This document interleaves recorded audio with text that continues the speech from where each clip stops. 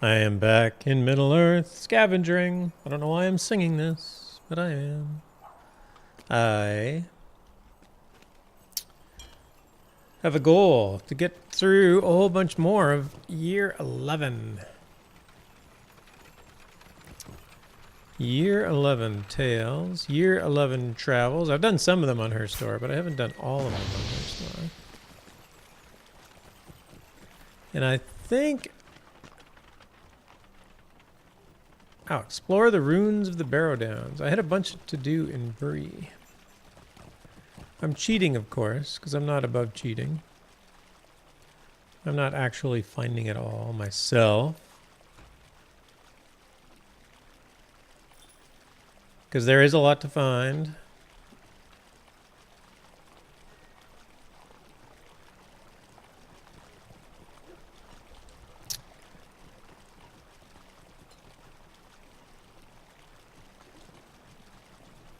So I gotta go to the Barrow Downs, Buckland. Oh, the Bree Mess Hall. I've already been there. In fact, I just left the Bree Mess Hall a little before I logged out last.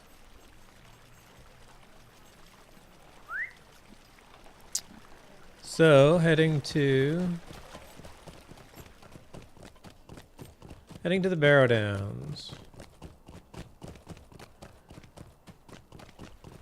I started them all, and I figured I would try and finish each of the Tales, Travels, and Trifles if I can.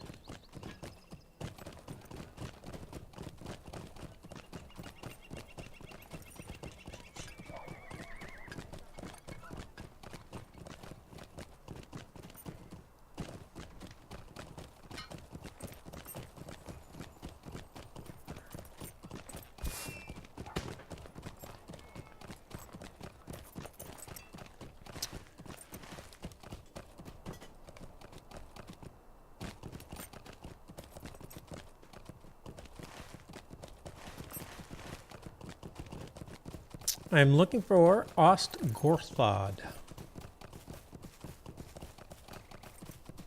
Somewhere in the Barrow Downs.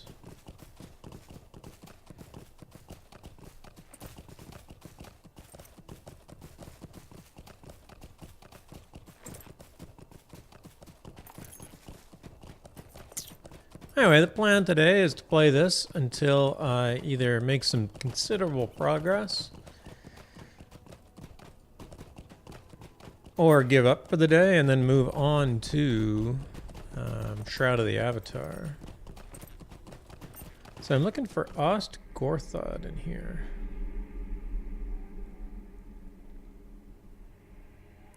Oh, I bet you it's in... Is this it? Yep. Makes sense. It's not a barrow. It's an Ost. It is a fortress.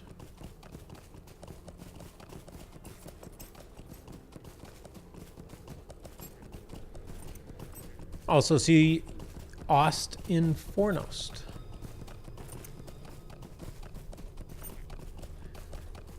Forn is simply north. Fornost is the northern fortress. Not a terribly clever name, but an accurate one.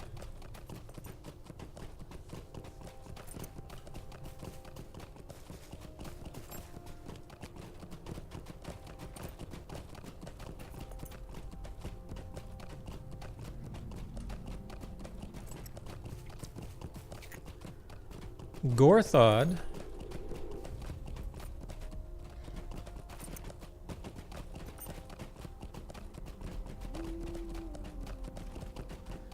I think is of the dead, so it'd be the Fortress of the Dead.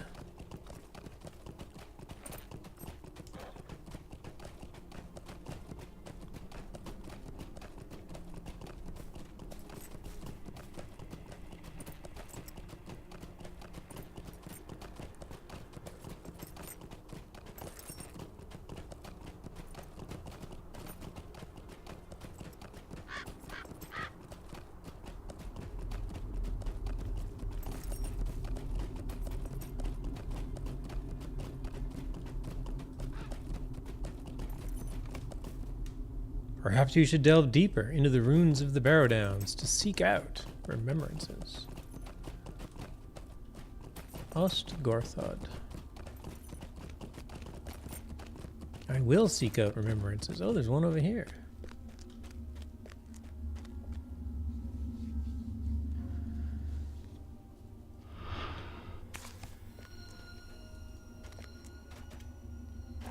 I think there's 3 here that I can find.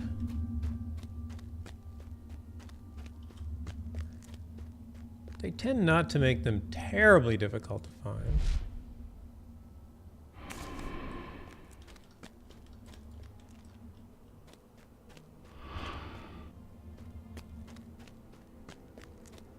Just like that. 3 remembrances. Easy peasy. What else did I have to do around Bree? The Midgewater Marsh. So Buckland. I gotta get to Buckland. Should I go to Buckland now?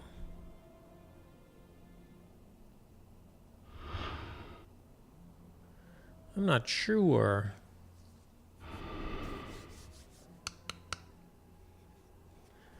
Probably. I can't think of an easier time to go.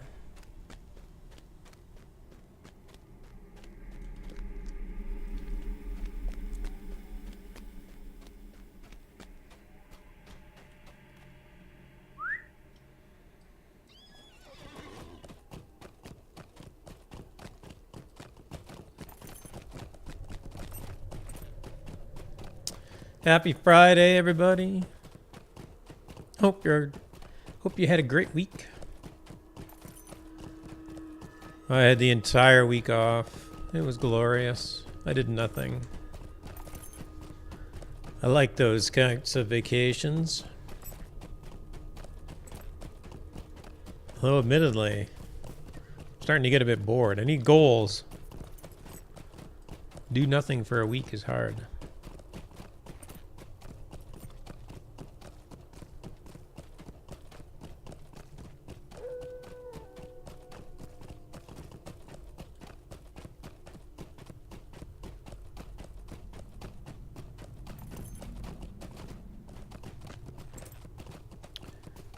Probably would have been faster to, whoa, that's a big hill. Probably would have been faster to port back to Bree. Oh well. I'm almost out. I might as well ride a faster horse though.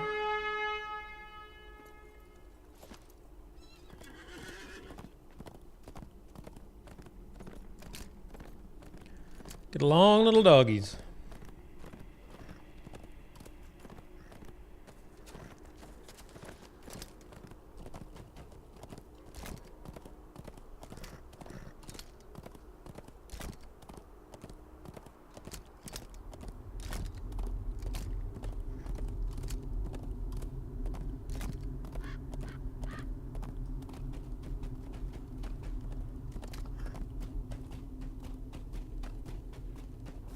All right, out of the Barrow Downs to Buckland we go.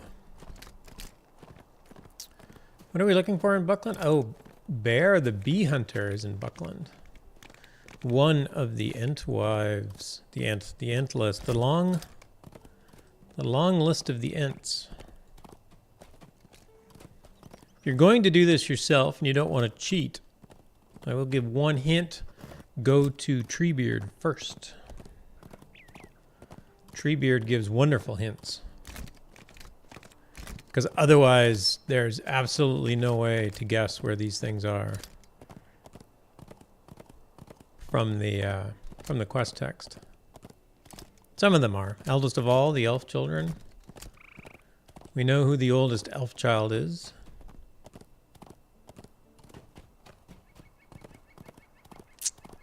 But the rest of these are not obvious. The Hobbit children, the laughing folk, the little people. That was the new item on the list. I wonder who we're looking for. Considering that Treebeard only met Merry and Pippin, I would assume that we're looking for one of Merry or Pippin. I don't know.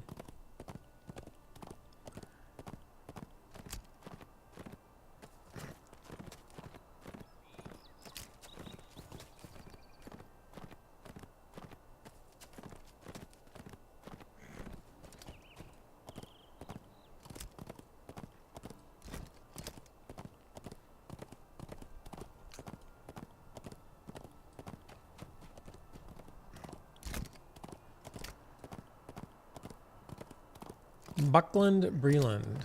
30.9. So I am cheating, which is why I know where these things are. But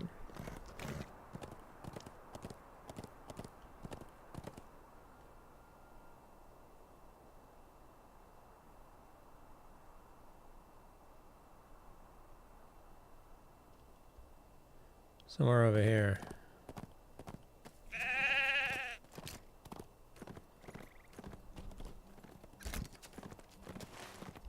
This is basically just the anniversary scavenger quest, so you're running around scavenging.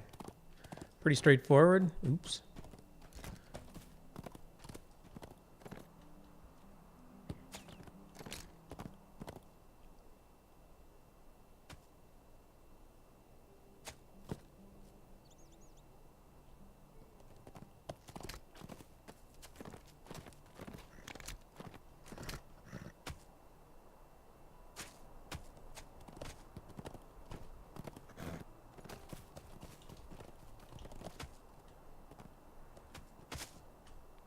Yeah, it's interesting.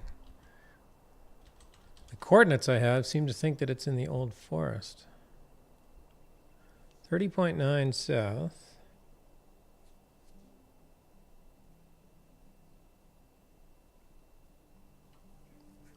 .7 west.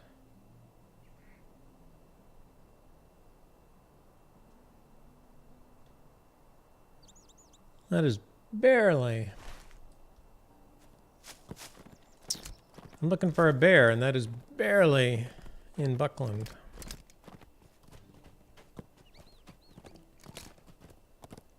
I'll just race my war steed through here like a maniac.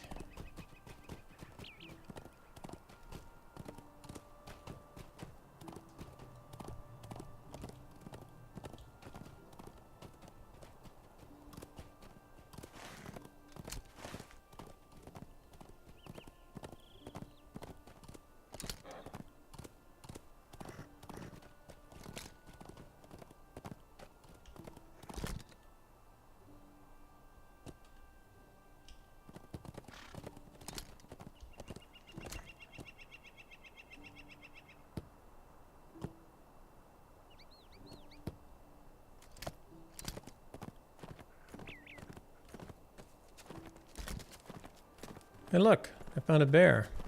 A hunting bear. The bear hungrily eyes the beehive in this tree.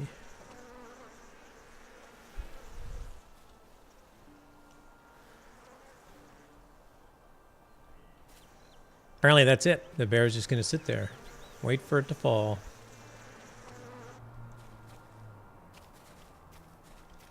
I will leave him to it.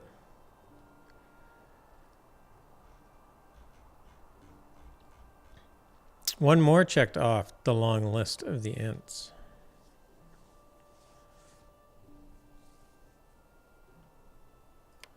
What else do I have?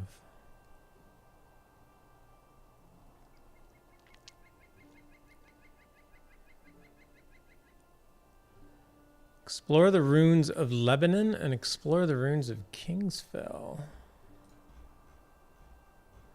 I don't know what else I have to do in Gondor. That's...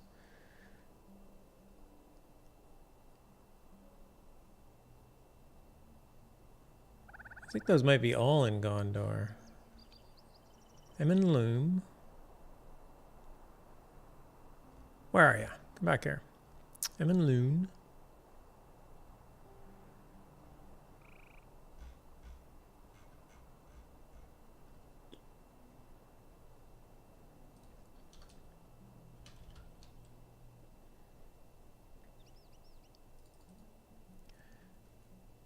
Ah, I see. Now the Kingsfell is actually in the North Downs.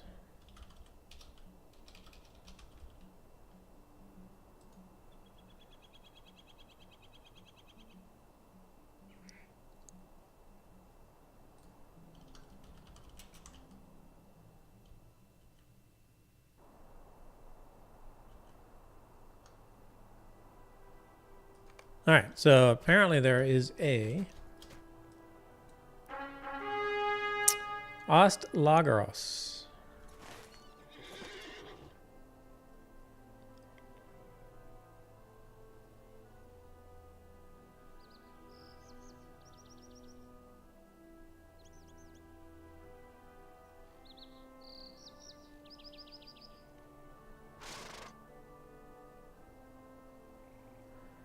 Where are you, Os Lagaros? 9.6, 47.6.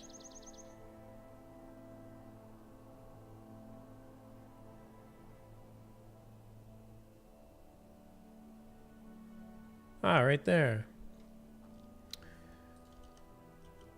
There's a ranger there, standing by a campfire.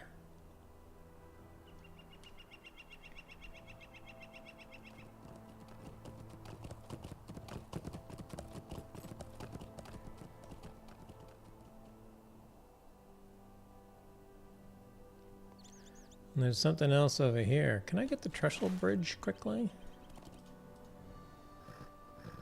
How can I be of service? No. Looks like I'm hoofing it once more.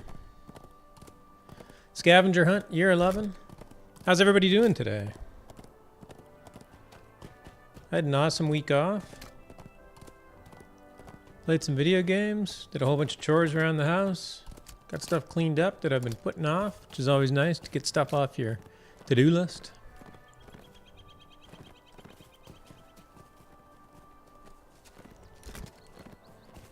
I like getting things done.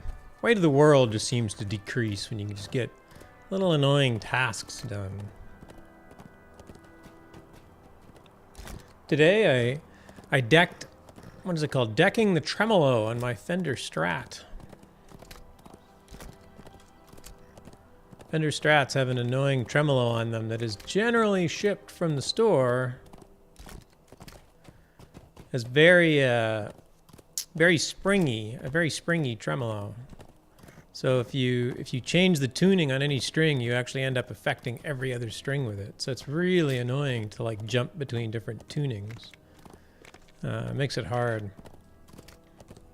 So what most people do is they call decking it, which is adding more springs to the tremolo in the body of the guitar and then increasing the tension on all of the strings. So going from 3 to 5 strings and then increasing the tension.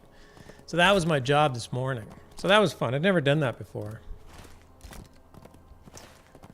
But now I got a very nice, like when I bend strings and whatnot, the tremolo doesn't move. So even just bending a string would then end up changing the tone of the other strings beside it, which is not good.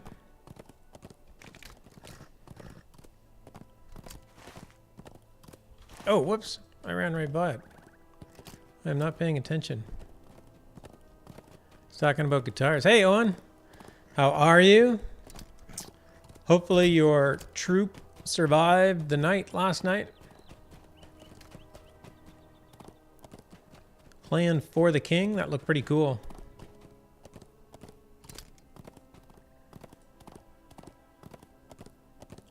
I was trying to figure out what the, in For the King, I was trying to figure out what everybody else saw. I assume everybody saw the same screen when you were fighting?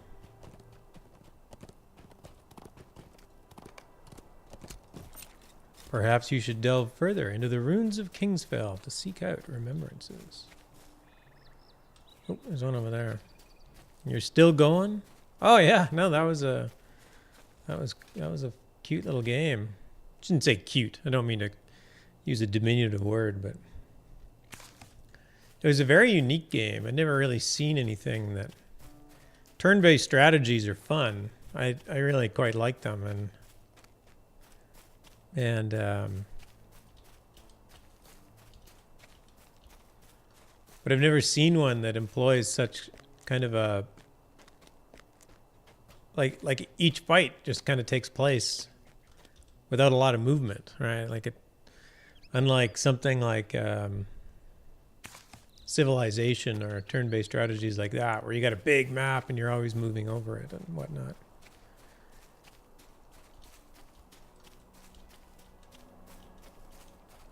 And very cool graphics. Kind of a mix of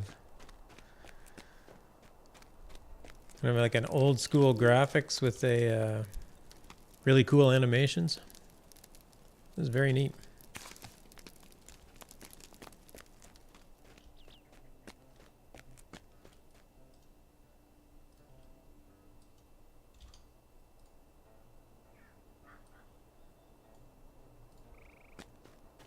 Nice.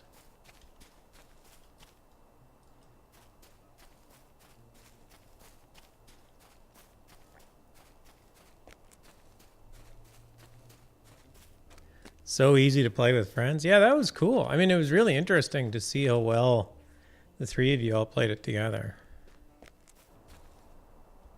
That was very neat.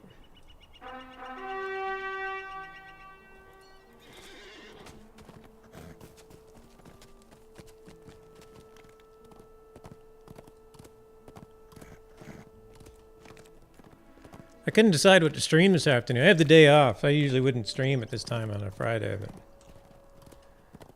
I took the week off actually, and so I thought I'll do a little streaming, but I really couldn't decide. So I'm just doing anniversary scavenger quests here in LotRO because I know that I need to get them done.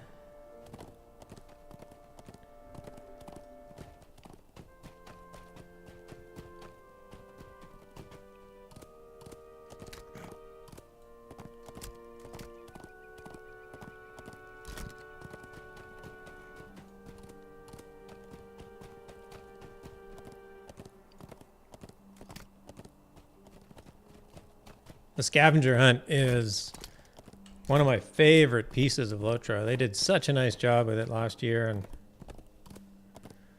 and it's been really cool to go through it, kind of matching it to the lore and matching all those things to the game. They just kind of melded everything together so nicely. We've been playing tabletop with those guys for years. Now that I'm 115, I can finally do the anniversary quests. You're behind. Yeah, it's easy to fall behind. I don't even know. Like, there's 3 weeks and then there's an encore. I don't know if the scavenger hunt is available. Like, the encore is for the festival. So I don't know if the scavenger quests are available during the encore. I would assume they are. They're probably on the same Switch. There's a 1 week encore in June, so. Yeah, it goes till May 8th this year, or May 8th for right now, and then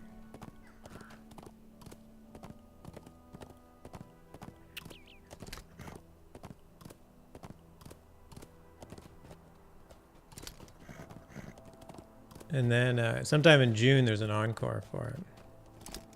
Okay, I'm looking for a boar. I have not completed all of year 1 stuff.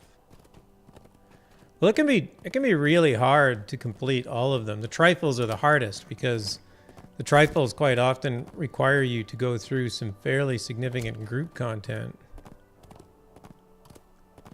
So it can even, like, one set of the trifles can take hours and hours and hours, like just one quest.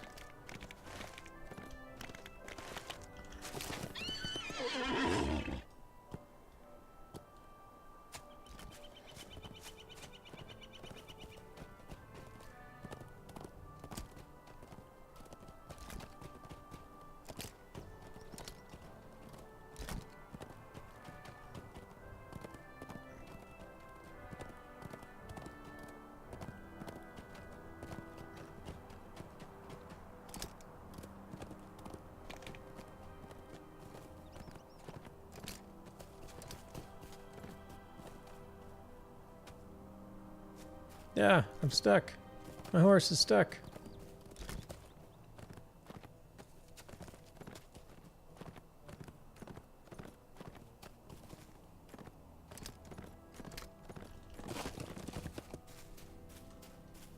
Uh-oh, they're gonna do it. They're gonna go. You can just tell, fighting boars. These two boars are fighting for dominance.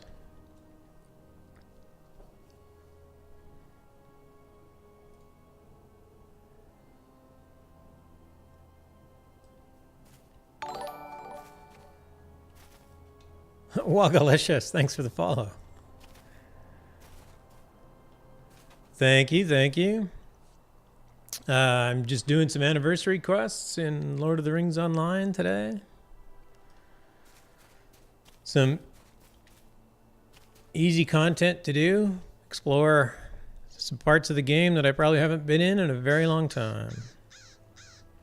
Except I am trying to get more of them done on 2 characters, so I probably will be back here in like a couple of days with a different tune, but that's all right.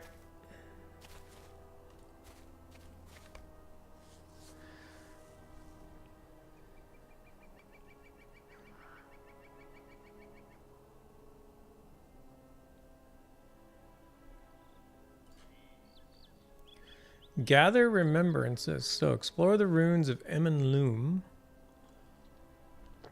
Bar Hurin, Herondir, South Athelion, and Lebanon. So I know where the last two are. Where are the other three? Emenloom is in Mirkwood. Oh, I had something else in Mirkwood.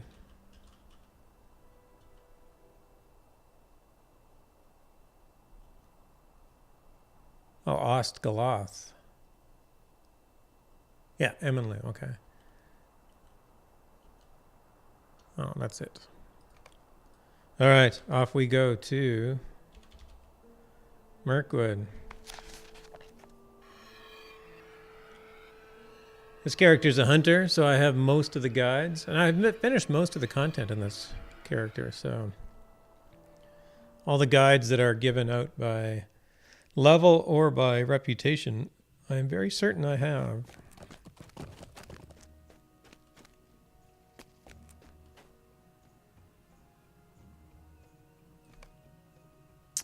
Did I get it? Perhaps you should delve further into the ruins of Emenloom to seek out remembrances. I did.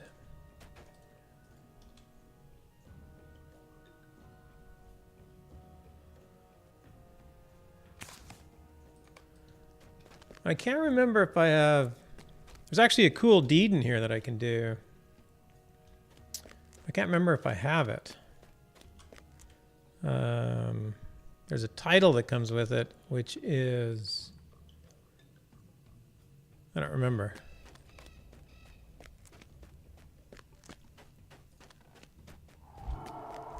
Why don't we go do it? And let's see. There's a cool climber deed. If you need to get to the top points in this tower in 2 places.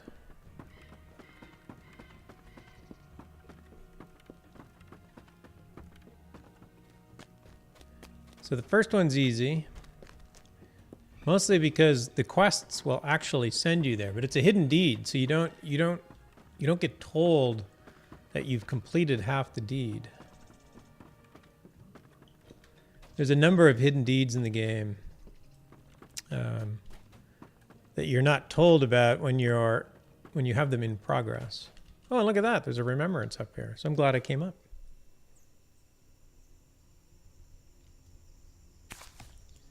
So point number 1,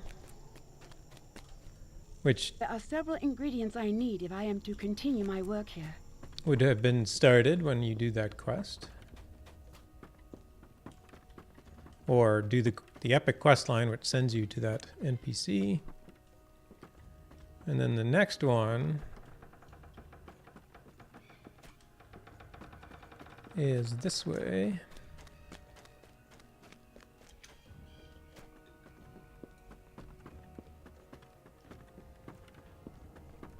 See if I can remember how to do this.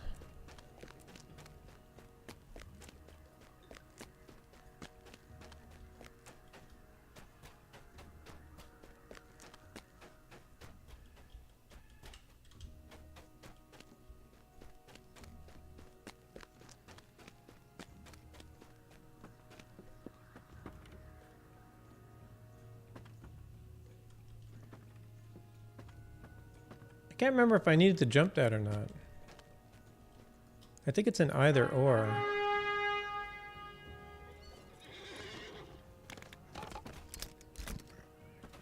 And I missed it. Oh, but they gave it to me anyway. That was some weird lag. Because I think I can actually climb up these rocks. Anyway, you go around.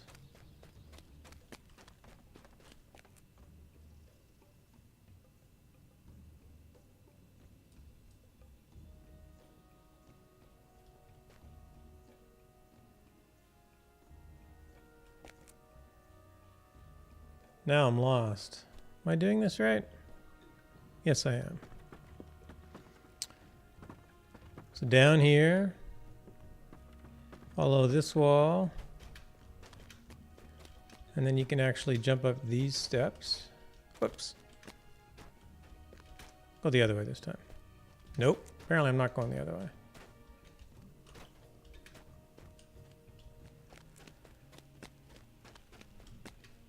That's the tricky part. Well, the tricky part is not falling off everywhere,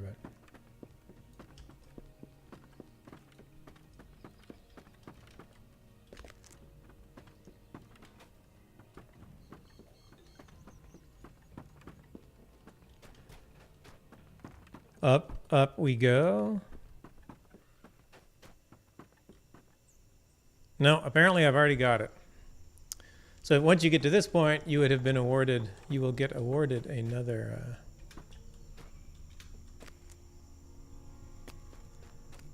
a deed completion.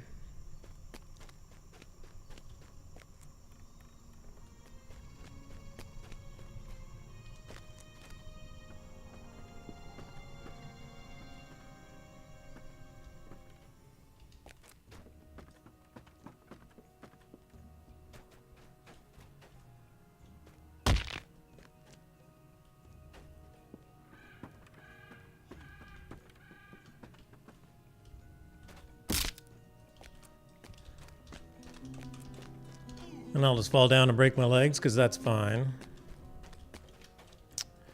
I can live with that. I don't think I really need any more remembrances here. There is one more though. All right, next up on my list.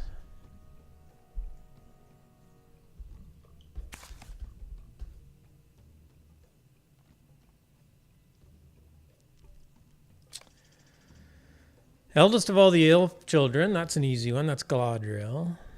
Dwarf the Delver, dark is his house. There's lots of dwarves. Dark are his houses. The endless stairs, the foundations of stone. I gotta go all the way there? Crazy. All right, let's get Mori out of the way. How do I get to the 21st hall? I wish there was some fast travel to the 21st hall.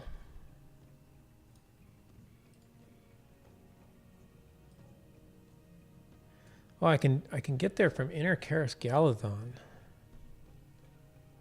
Okay, so maybe I'll go talk to Galadriel first.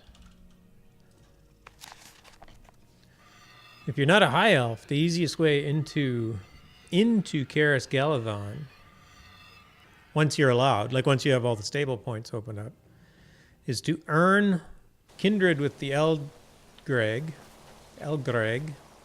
What have we to say And to then each this other, person Goliad? will send you, you can get, this is a guide, this is a return to. I mean, I use guide to because I'm a hunter, but you can get a return to this location once you're kindred in here with the Elgreg. And then you can use a swift travel right to Inner Karis Galathon. Oh, what map is that? I can never get into the LotRO, and the world map was pretty bad. You know, I heard very few people complain about the map. Do you mean like map like this map? Most people love these maps. Mostly because they look like they were literally on Bilbo's table. Anyway, the map that you saw, to answer your question, and hello Morton, thanks for dropping by. This map is the stable collector's map. It doesn't, so there's a collection window, what you see here. And there's pets, mounts, emotes, and stable points right now in it. So this is the stable point map. And then it'll tell me I have 173 of 179 found. I have yet to get into Eastern Gondor and Old Anorian. And I have one left in Northern Mirkwood. Wait, 1, 2, 3, 4. Oh, and one in the Wastes. The Slag Hills. I can't believe you don't like those maps. Those maps are awesome. You're right, they're probably not terribly useful when you really need them to be.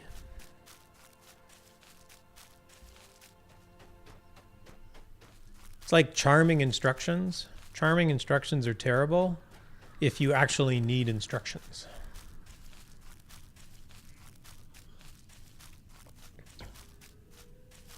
Old school EQ2 player. We had very detailed maps. Cool. I never got into EQ. EQ or EQ2. I was a huge Ultima Online player. We had no maps. I mean, we had a cloth map. I have one. It's not very useful either. And so EQ and UO were kind of at the same... They kind of had their heyday at the same time, so I never really got into EQ. Only had time for UO. Played EQ2 for over 10 years. That's cool. I love these games that you can play that long. I just love the persistence of it. It's kind of broken now. Sorry to hear that. These games are certainly hard to keep not broken. What level is this person? 115. This person's also going to talk to Galadriel. Galadriel, eldest of all. Is it your fate to Hello, help us friend. thus, How fare you this or day? a whim of choice? You tell her you are completing the long list of the Ents, and it names the elves the oldest of all. She smiles gently. So you visited the oldest elf you knew. Indeed, I have seen much in my long life. There is one yet older than even I who walks upon Middle-earth. Perhaps you will meet him soon. For this moment, as we stand beneath the golden leaves. What? I can get an introduction I to am Northern merely Mirkwood a from you? messenger. For this moment, as we stand beneath the golden... Massive power creep.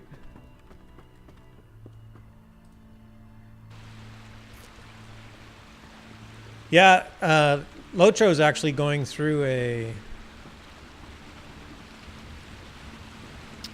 One of the big focuses of the developer team right now is class balance.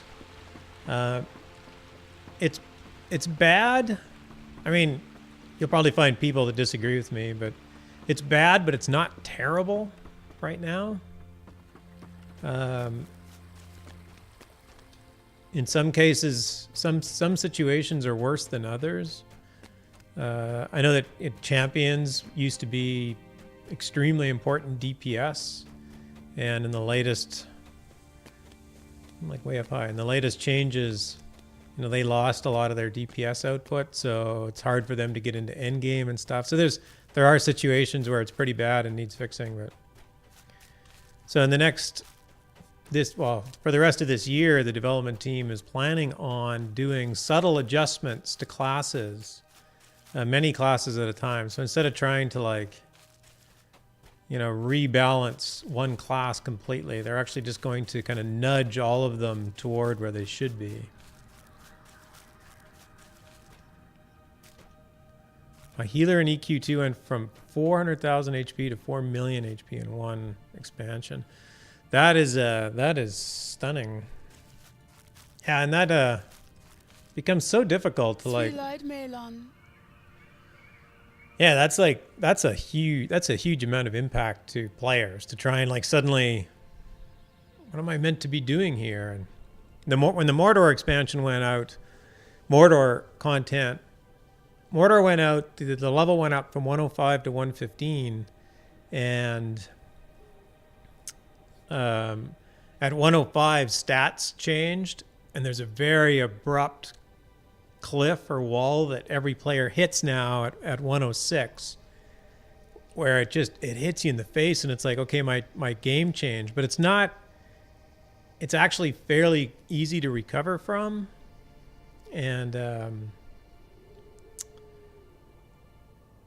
it's actually fairly easy to get used to, I guess, and then it ends up working out reasonably well as you get into the content. But yeah, that kind of impact on players is like, come on, I know how to play this. It's like, Don't break me here. 21st hall. There's my fast travel. What I'm looking for.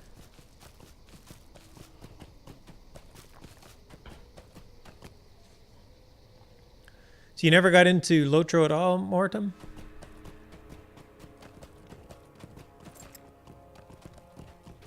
I can do millions of damage on my healer, which is insane. I could solo mobs on my healer my necro couldn't touch. Ouch.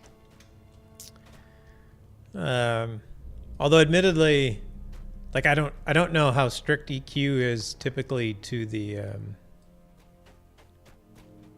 archetypes. The shadow of Mordor will not long fill the halls of Khazad-dûm. LotRO has what am I looking for?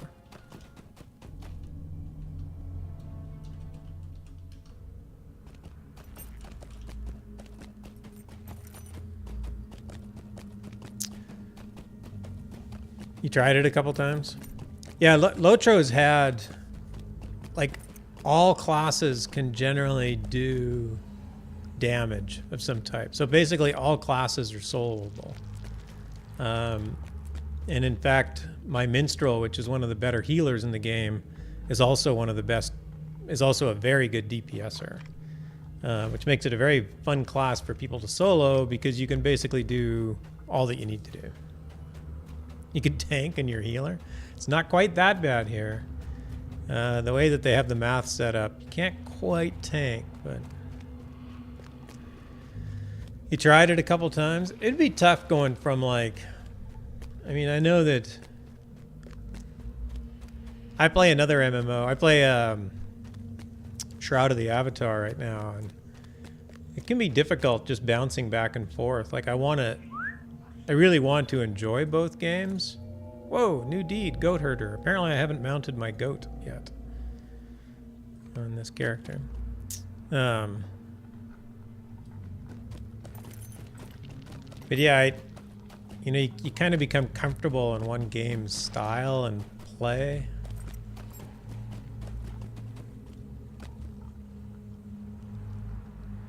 All right, this is an annoying place to like run around. 14.799.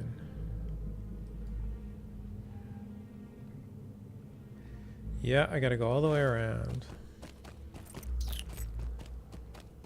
I'm waiting for Pantheon, but gameless at the moment, really. Pantheon.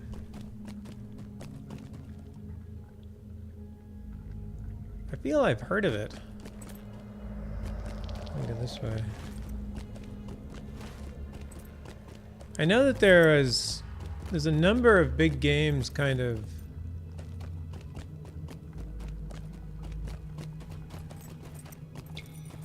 there's a number of games that are like coming out big time. Crowfall, Ashes of Creation. Is Pantheon the other one I heard of? Maybe it is.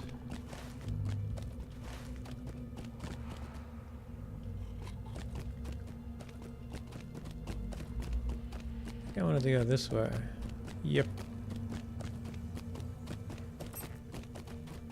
Pantheon is being made by the guy who made EQ1. What was that guy's name again? I should remember that name.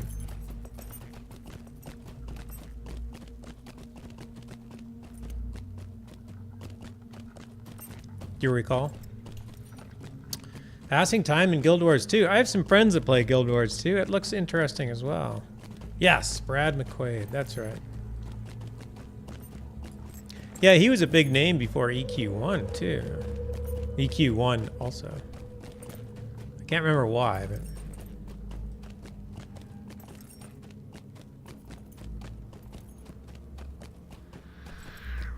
I need a faster goat.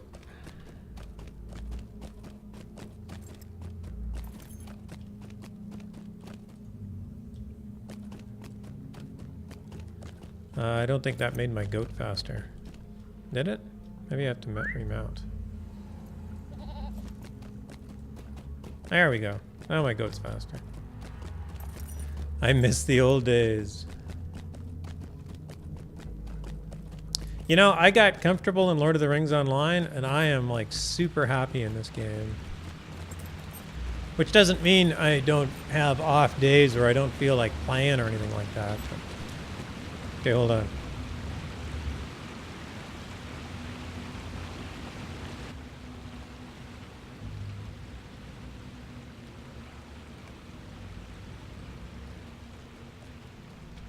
Waterfalls are noisy. Anarchy Online. Cool.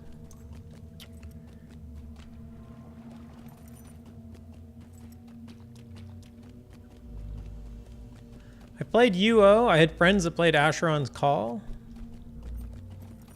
In fact, a very good friend of mine met his wife in Asheron's Call. Well, met a woman who would become his wife in Asheron's Call.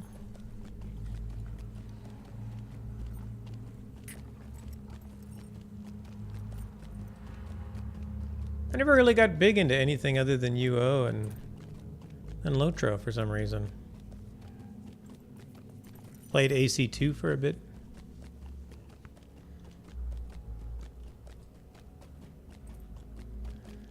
Yeah, Asheron's Call was the same developers. That was Turbine, so that was the same, originally the LotRO developers. A lot of the engine that went into both Lord of the Rings Online and Dungeons and Dragons Online was the original Asheron's Call engine, or at least pieces of it. If you ever look at DDO, if you're a Asheron's Call player and you look at DDO, you'll recognize a lot of it right away.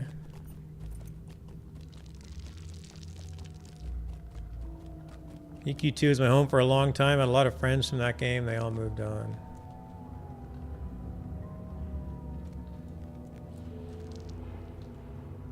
I am at your service. Well met, fellow explorer. This here before us is named the Endless Stair, carved in the time of Durin himself. It is said to reach from the deepest halls of Khazad-dûm all the way to Durin's tower at the peak of Zirig-Zigil.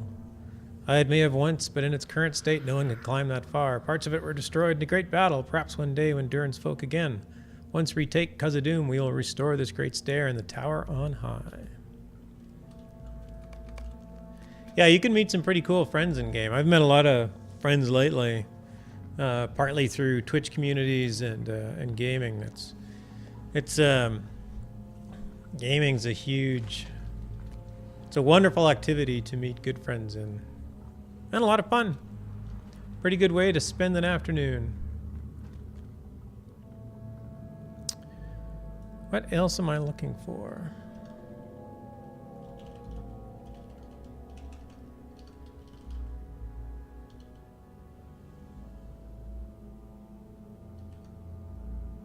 I don't think I need anything else in Moria. My wife played also. She used to tank. Cool. Tank and a healer. That's a good combination to have.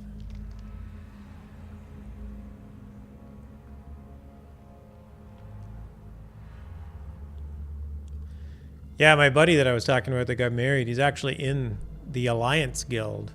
And they are a guild that started in Ultima Online. So they're a 21, 22-year-old guild that they're still together today and still game today. You see them in Lord of the Rings Online occasionally. I'm sure they were in EverQuest and EverQuest 2 and whatnot. I love that these games can like build communities like that. For some reason, I never ended up in a community like that, but I love the fact that they're there. Like, it's a good feeling.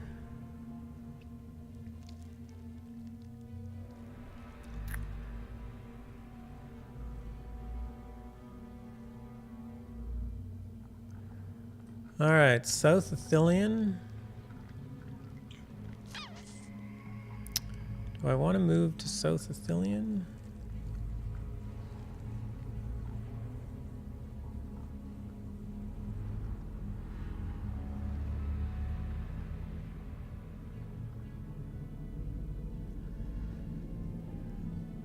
Lebanon.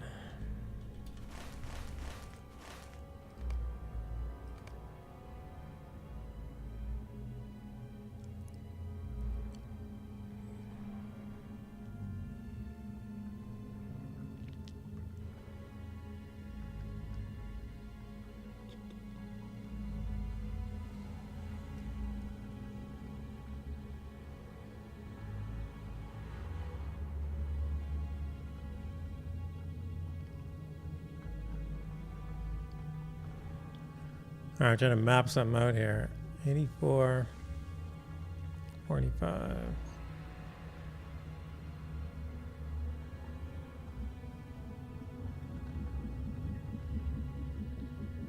Ah, Ethelorn, right there. So I need to get to lean here.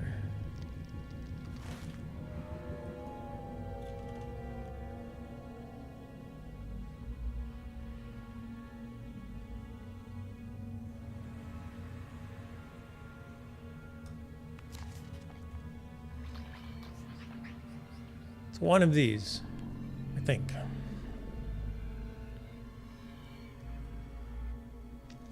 Yeah, LotRO's been going a while. I haven't been playing it 10 years. I've been playing it 7. Maybe a little more than 7. They are currently celebrating their 11th anniversary. So there are people in the game that have been playing it for... This was not the right place. Oh, well, I'm close enough. How may I help you, friend? So there are lots of people that have been playing 10 years or more. Oh,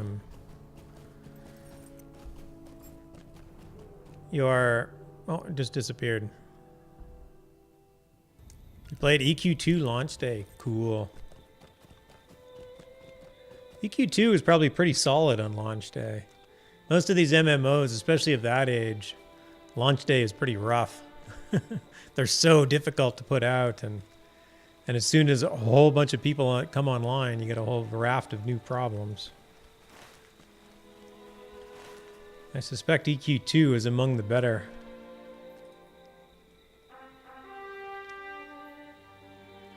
It was awesome, no issues. Cool. That's good. That's a good feeling.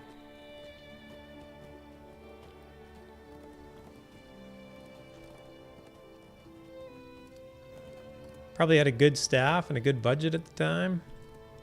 These games are so expensive to make, but I love them. MMOs are definitely the backbone of my gaming.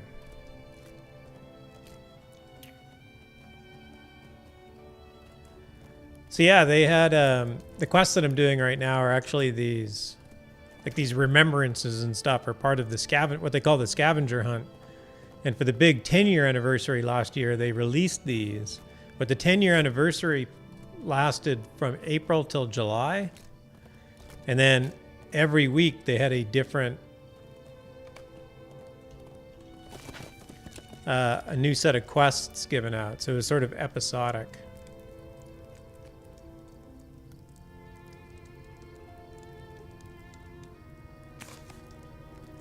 I only play MMOs. I suck at video games. Yeah, I play, I have friends that play other games. I was playing Overwatch earlier today. Oh, I'm finished with my remembrances. But yeah, I suck at Overwatch. And then I just blame it. It's clearly unbalanced. If I can't win at least half the games, it's clearly unbalanced. I'm kidding. I'm just not very good at it. I used to be good at those games, but that was like Quake 2. That was a long time ago. That was back when co-op mode was setting everybody's computers up in the same LAN and having a LAN party. That was co-op mode.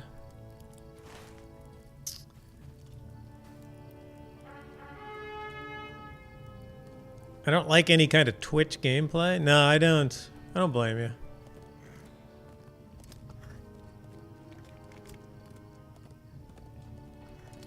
Overwatch is sort of Overwatch is a little bit less twitchy than like Call of Duty or Battlefield or those types or those games.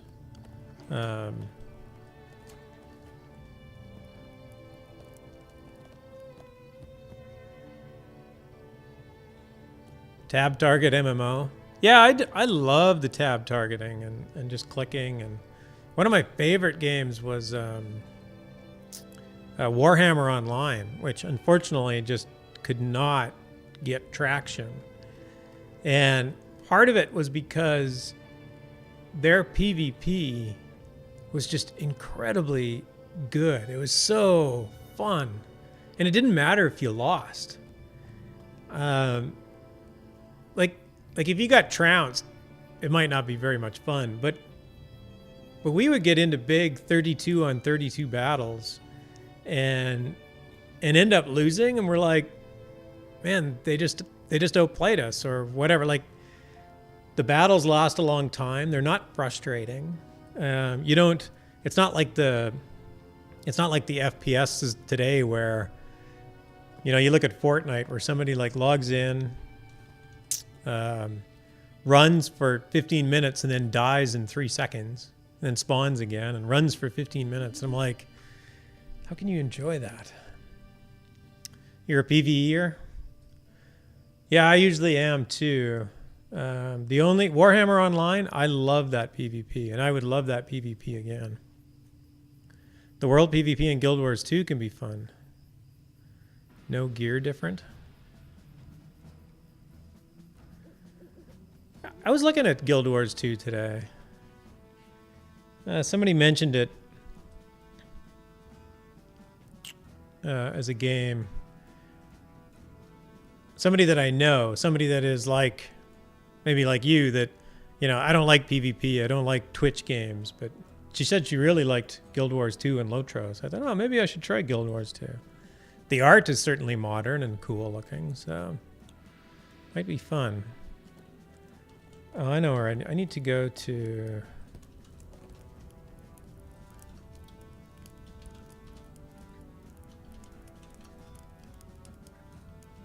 Right, there's no more things in Gondor? I don't believe you.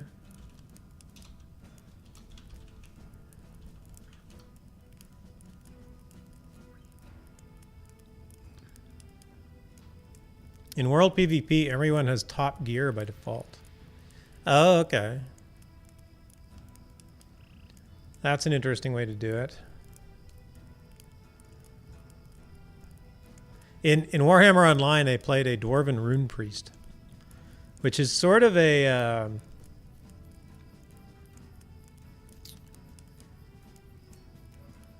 well, it's a classic healer. They really can't do much for damage at all. But the one thing, they're incredibly squishy, but they have massive range. So on a lot of the maps, I could actually find like a high point and like jump on a rock, and then just like click on people that were 80 meters away and heal them. Right, so I could hit this DPS target over here and give him a bubble, and then hit the tank again and give him a heal over time, and then, go somewhere else, and it was a fun strategic play that I really enjoyed.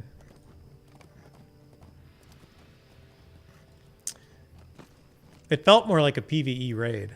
Honestly, it really did, But I definitely get the idea of liking the raids as well. I mean, PvE raiding can be such an incredible amount of fun.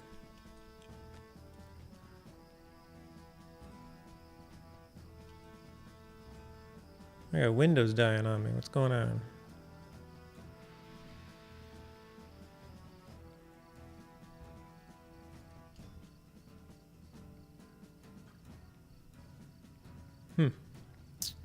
One of my streaming tools just died. I see my stream is still up. Am I moving? Looks like I'm moving in my window.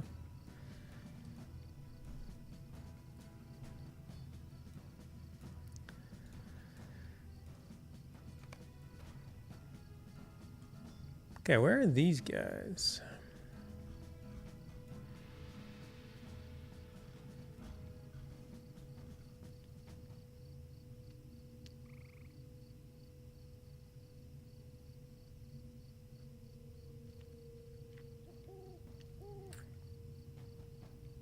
Oh, I got somebody in Dunland. What's at the Dunland? Oh, I do have Guide to Karis Galathon. Oh, I'm an idiot. I didn't have to I forget about all the fast travel I do have. PvE Guild Wars 2 is all about exploration. The level cap is 80 and exotic gear is easy to get. No gear progression at max level.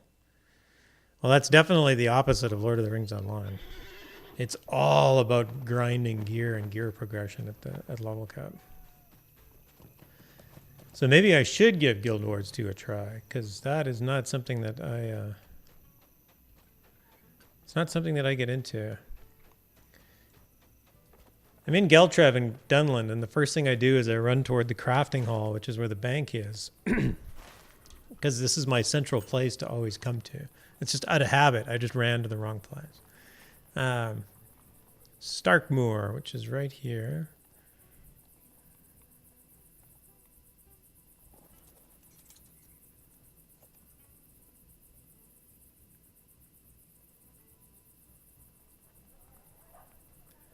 Alright, that's where I gotta go. The base Guild Wars 2 is free to play, so no risk really. Yeah, that's what I was thinking. I mean, the only risk is that I'll like it, and then I'll stop playing other things that I also like. What I need to do is I need to track down some friends that are currently playing it and get in with them. That'll make it even more fun. You don't need the expansions until 80. Okay, that's cool. And 80 is the level cap, you said? What is the free-to-play model like? It's pretty fair? Or is it like super grindy?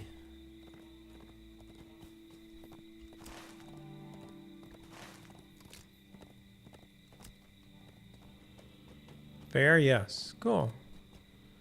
That's nice.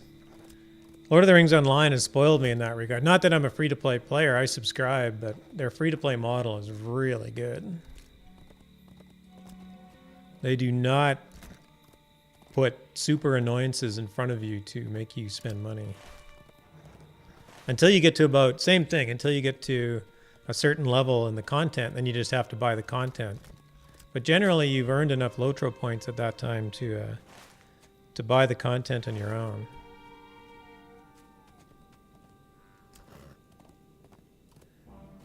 Fair, you don't even need to look in the shop.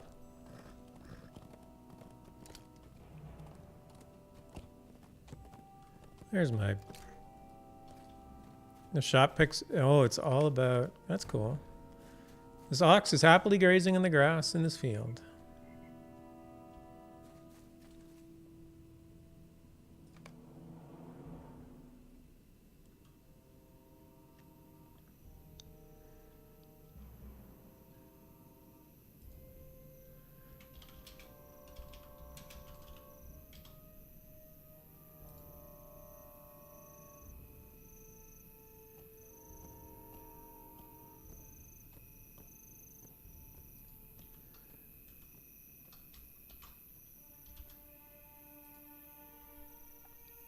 You can also exchange gold for shop credit, but that is a ton of grinding. Right. Shroud of the Avatar does some interesting things. Mostly because of its heavily interweaved with like real money. Because everything you buy for real money, you can sell. Like nothing is bound. So you can sell anything. And they not only condone it, they to some degree encourage it.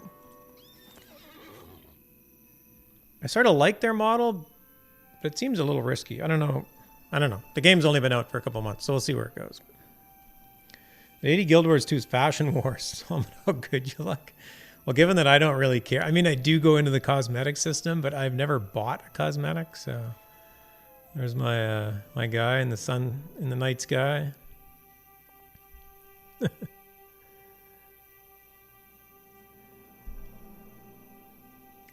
Where was I going?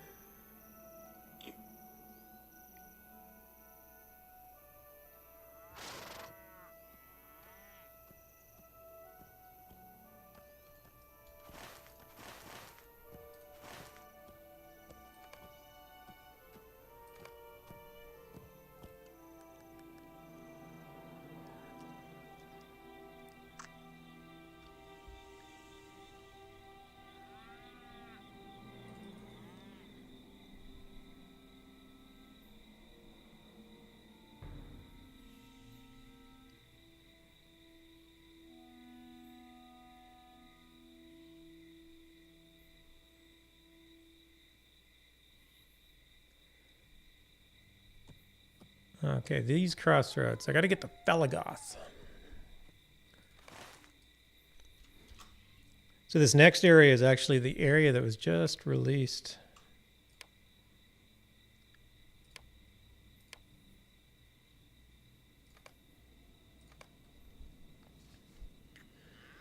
Lord of the Rings Online released Mordor last year, and then a month ago they released Northern Mirkwood. So you're actually in the Hall into the Mountain.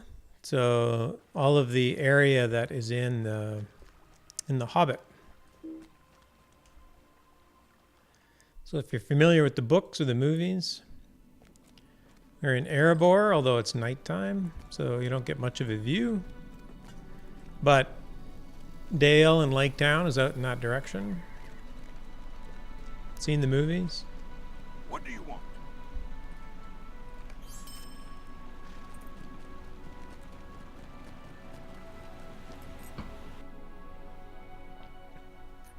So Felagoth is Thranduil's halls. So this is the halls where the dwarves were captured and taken. And then Bilbo snuck them out.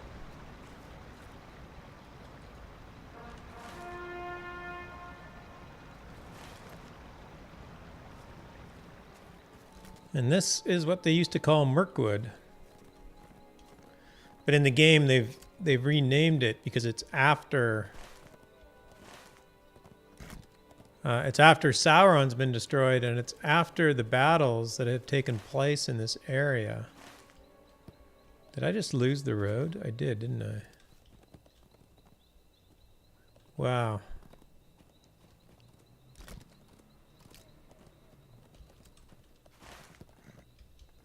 Oh, I'm going the wrong way.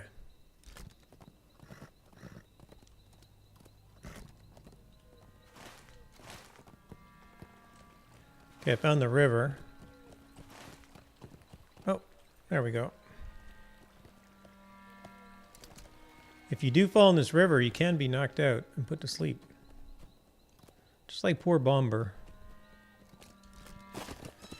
So what are they going to do when the story is over? Well, there's really no risk of that.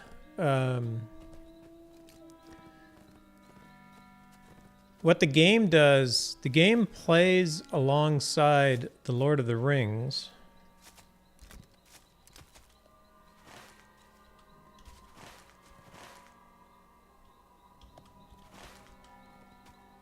Sorry, it's very hard to navigate in here, so I'm flipping back and forth to my map.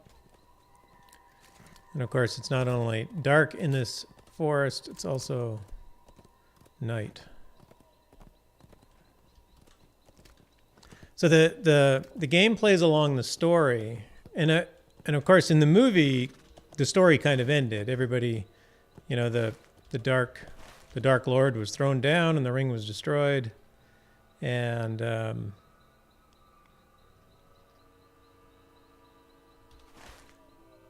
everybody went home, and then Sam and Frodo and Bilbo and Gandalf got on the ship, and they sailed to the west.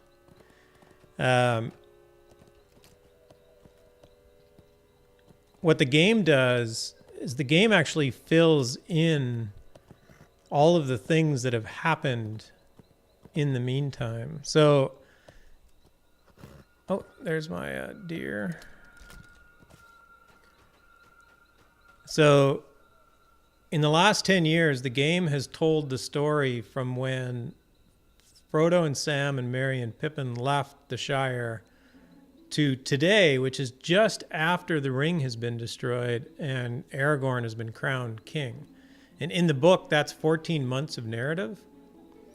It actually takes almost 2 years for Frodo to get back to the Shire. And the game is actually planning on talking about what actually happens along that way, and then they'll actually be able to tell more stories around. The heart has a spectacular crown of antlers. They'll be able to tell more stories about the how certain things come to an end, and even some of the fiction that Standing Stone Games made up to put in the game, they can finish those stories along the way. But the Lord of the Rings, they also have the appendices to go through. So there's there's actually quite a rich story from the time that Aragorn is crowned king to the time Aragorn dies. And he's actually king for 170 years. So he's 70. No, that's not quite right. 160 years. He's about 87 when he's crowned king, but he's 240 when he dies. Because he's Númenorian, so they're very long-lived. So they actually have basically hundreds of years of stories ahead of them at a pace of about a decade per year. So there's no real end to the story because, and when you play the game, you realize that there's all these other stories going on and they don't really ever come to an end. So we can see Frodo go away, but nobody in the game is going to notice that the story is supposed to end. Like there's just no risk in that.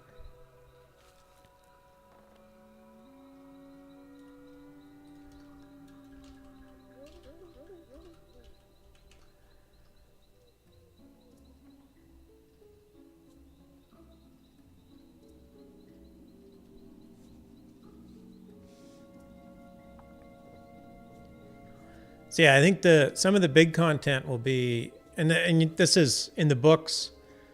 Frodo and Sam and Merry and Pippin went home.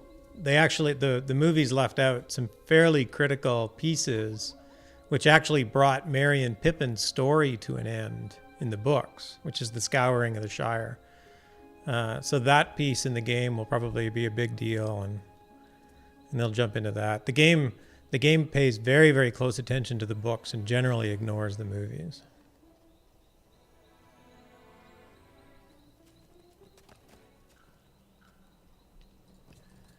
All right, I gotta go to Eregion. Apparently I cannot go directly to Eregion. I can go to Rivendell.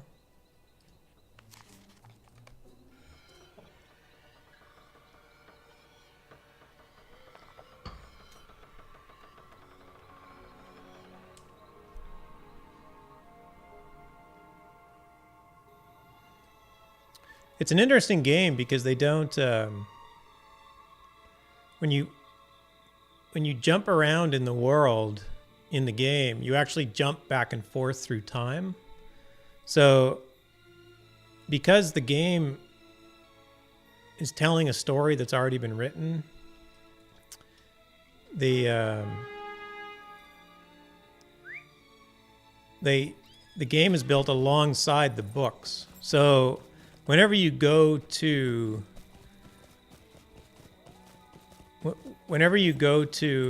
the Shire, you go to a time that is just after Frodo and the hobbits have left the Shire. So even though the game has progressed since then, if I go back to the Shire, I go back to that moment in time. And that's one of the reasons, like if I go to Bree, I can find Gandalf there. And if I go to Gondor, I can find Gandalf there because I'm also moving back and forth in time. It's cool because it's like flipping back and forth in a book. Like when you flip to an earlier chapter, it's the earlier chapter, and you flip to a later chapter, it's the later chapter. And that's the way that this game is designed. It's not, the game as a persistent world doesn't constantly move forward through time. The locations are specific to a particular time in the book.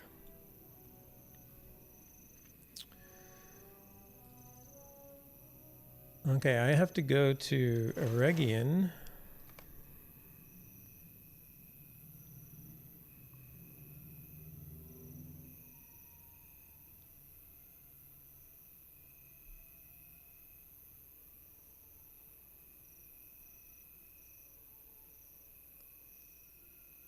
Somewhere there, Akadunan. All right.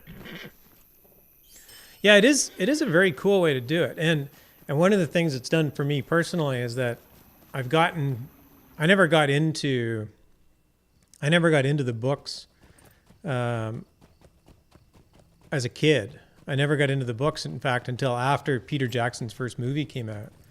And I watched that movie. I had a good friend of mine who was, encouraging me to get into the literature before the movies came out, but I didn't. But I got heavily into the literature after the movie came out. And the game has actually helped me get further and further into the literature even more.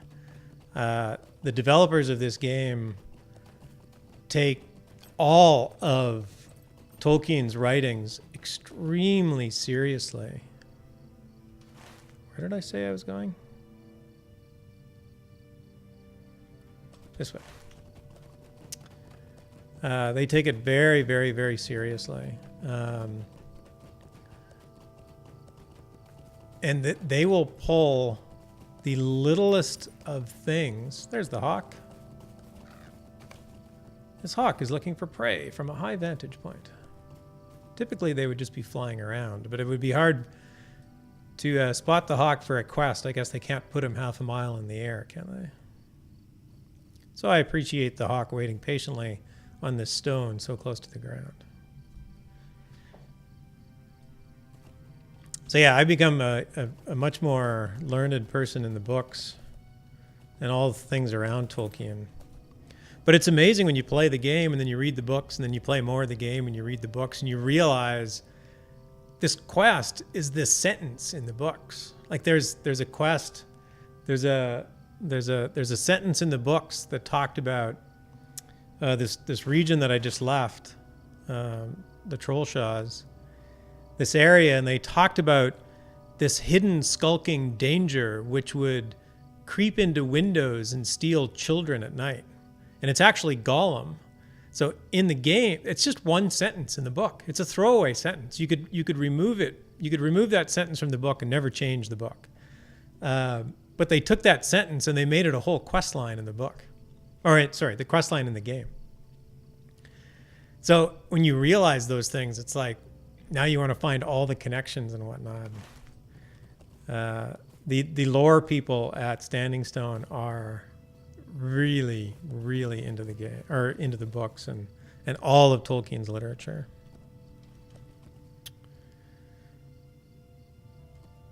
All right, who else do I have? Man the mortal, master of horses. Hare is fearful, swan the whitest.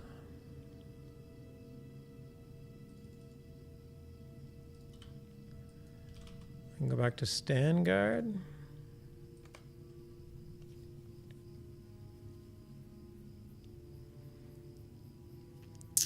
Sounds like I missed out. Hey, you can still jump in. This one's free to play too. So like you said about Guild Wars 2, this one is no risk. It's actually a pretty good time to play LotRO. It's very much a PvE-centric game. It's very much centered around the story and the books that Tolkien likes that Tolkien wrote. Welcome and well met, my friend.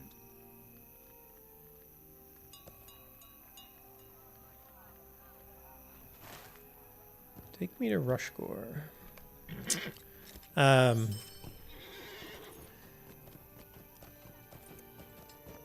it's been fun because it's an extremely welcoming community in LotRO. You'll find lots of people here that are both gamers and people who get into the fiction and love the fiction.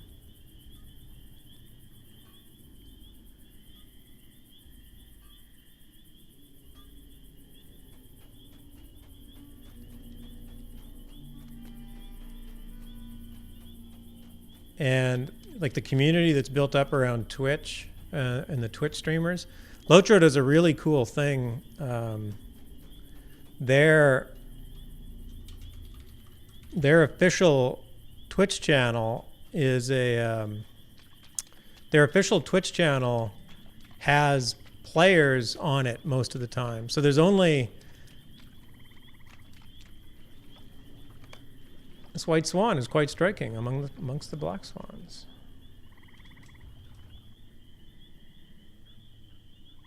Yes, it is.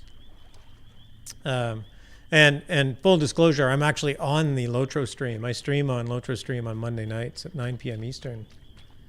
But the streamers, like if you go to that channel right now, the streamers on there are just players. And, you know, And LotRO does it, Standing Stone Games does it to help people build their audience. But it has an inverse effect in that it helps the game build community, and that helps the developers get more market and kind of more mind share among people.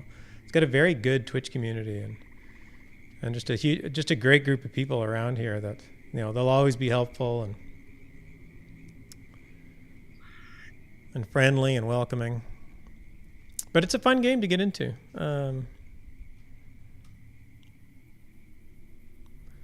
You have to be okay with the dated graphics. I mean, you're looking at them now.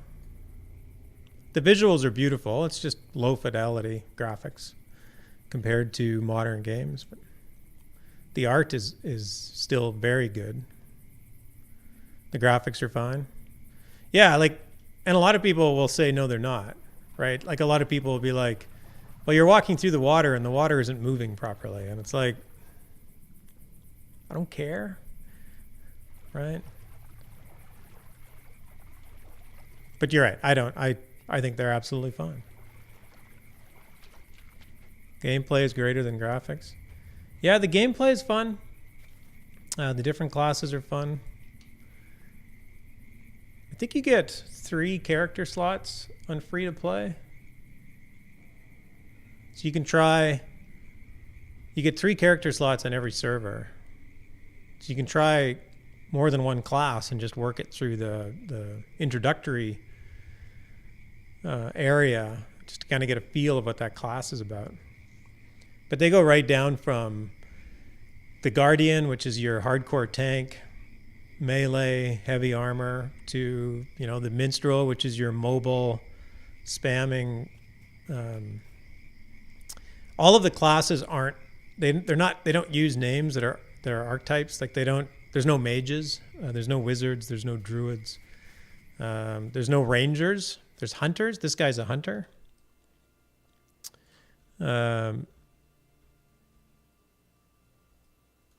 course, Tolkien called, you know, there's ranger means something in Middle Earth. So I can't have a class called a ranger.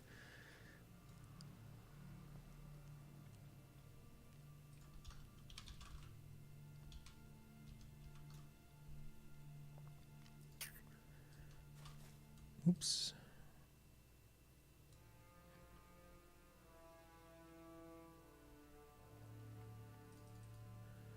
All right, now I can go into Athelion, I think. I played Anarchy Online, that's DX8. I'm not sure if I remember Anarchy Online. The name rings a bell, but I have no recollection of the game.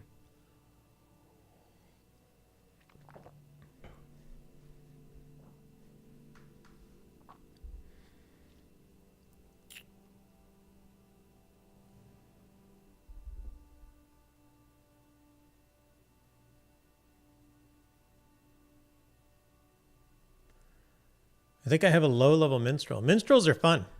Minstrels are one of the characters.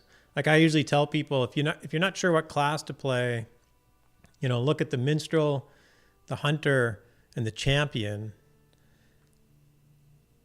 And, you know, they're kind of easy entry points. They're all good, easy to solo characters. They're different. Minstrel is squishy, but lots of AoE, burst damage. It's a glass cannon. Hunter is a single target, much more mobile, a little bit tougher. And then the champion is the melee, kind of classic melee swordsman.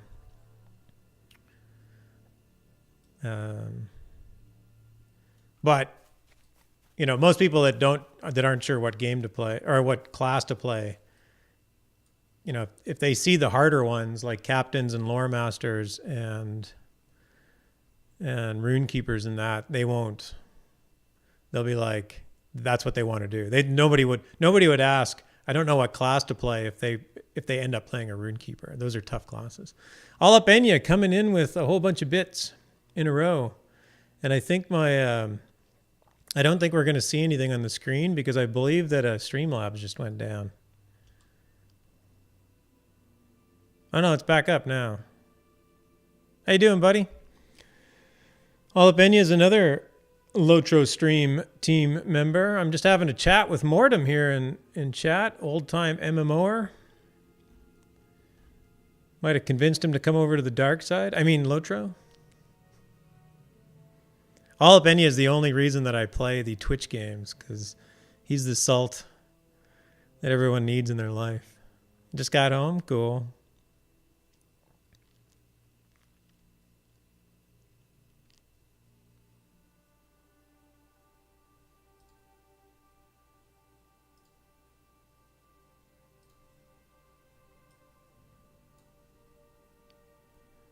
Oh, Mortem, thanks for the follow.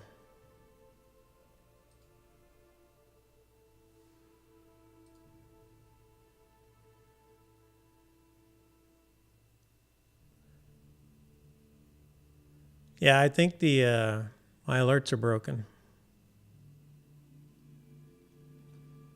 Man, the trials and tribulations of modern life when your stream alerts are broken. It's tough, I tell you. I am just in the middle of doing my Olive, thanks for the host, buddy. Appreciate it. I'm in the middle of doing some anniversary quests on her store. The year 11 ones. They have me running over all of Middle-earth. From Mordor to Forkel. First world problem. Yeah, I know, right? No, first world problems are having a difficult time finding Cheez-Its. That, my friend, is a first world problem. I live in San Francisco, and Olip was bugging me about the fact that my my organic free trade grocery stores don't carry Cheez-Its. So I had to go find some. So I did.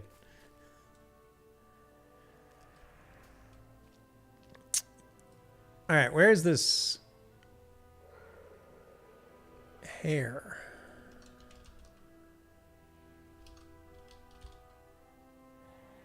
Ah, Field of Carmel, North Athelion. Do I want to go into North Athelion?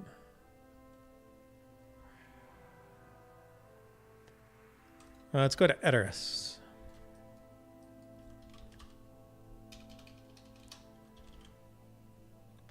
I don't have a fast travel to Edoras?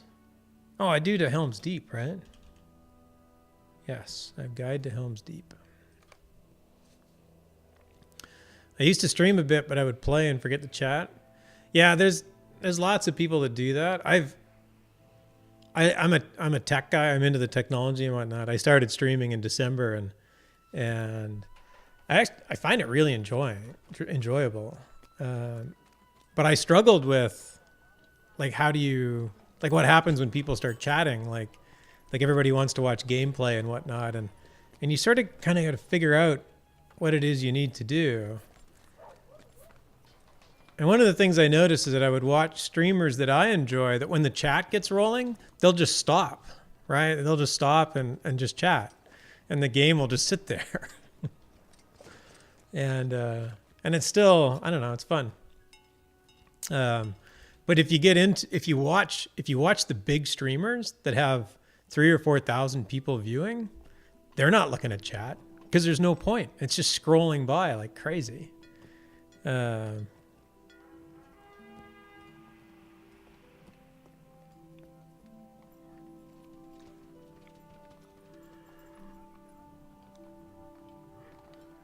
Stupid alerts. I wonder if the alerts are fixed yet.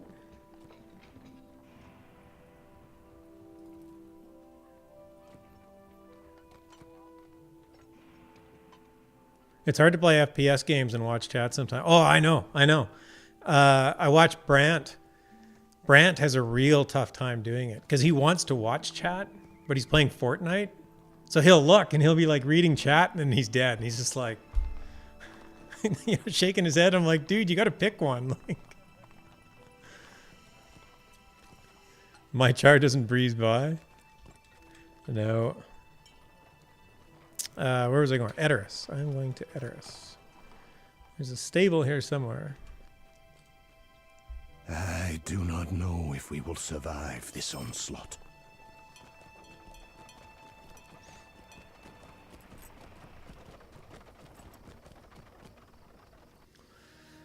So all up got home. So everybody's week is slowly coming to an end. So hopefully everybody had a good week. Hopefully you're looking forward to the weekend. I had the entire week off, so it doesn't really... My chat doesn't breeze by? Oh, no. No, I suppose... Well, I think, you know, if you're a small streamer and, like, people know, okay, he's playing an FPS, he's not going to look at my chat. You know, until there's a break.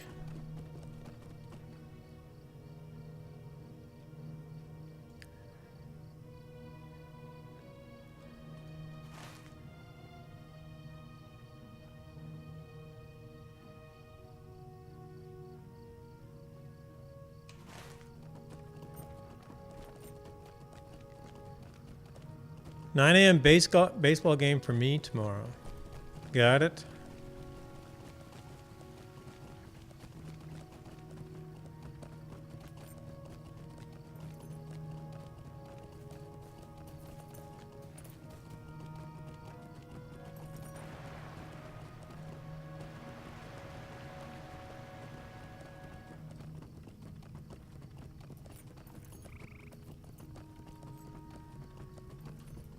It's been great and educational. I'm off this weekend, so I'll give LotRO another chance. Had a good time. Thank you, and thanks for the follow.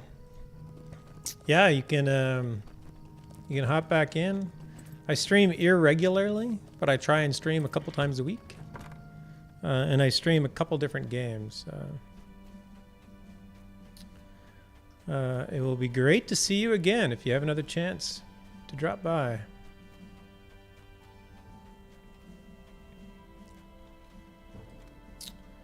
Memory of Theoden. Oh, they actually did a Memory of Theoden. That's cool. Here's where you first met Theoden, king of the Horsemasters of Rohan. Soon his heir Eomer will rule from this hall.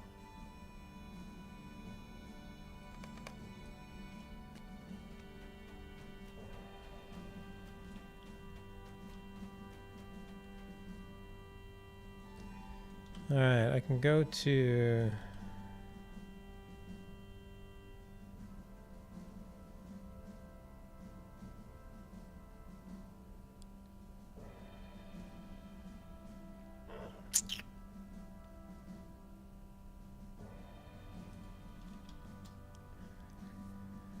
Are we burging tonight? Yes, I think that's the plan. Are you joining us tonight? What's the chance of that?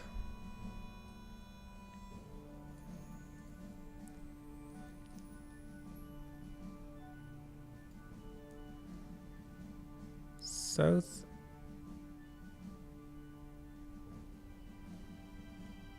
Oh, I don't have Bar Hureen.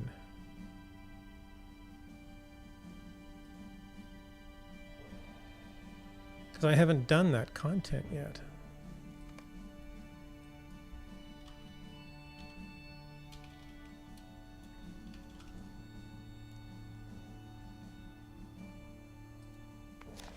Alright, hopefully my client doesn't crash. I'm going to Minas Tirith.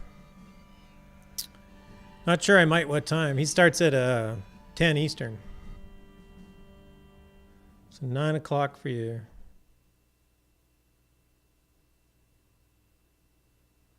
It is after dark. I guess it's Friday Night Heist now, but it's still called After Dark. Woohoo, my client survived.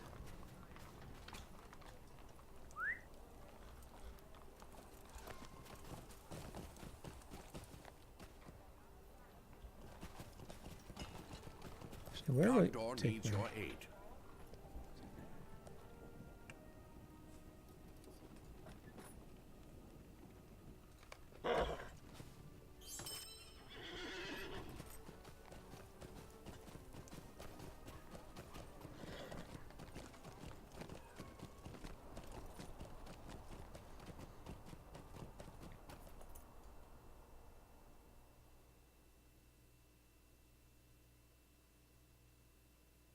Oh. So I survived Minas Tirith, but I did not survive Osgiliath. I've been bouncing around for a couple hours now, so it's not surprising that I would eventually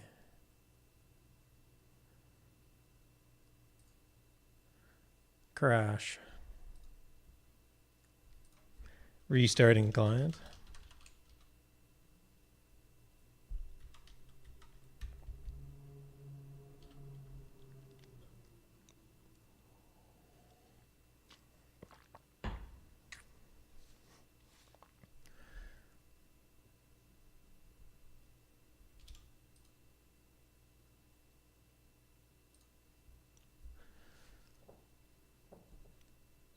Yeah, if you could join us tonight, that'd be cool. I don't know what we'll be doing. We'll be leveling you up one way or the other. Or I guess we'll be leveling somebody up. We have near level cap bergs, and now we have level 10 bergs as well. Level 11, something like that.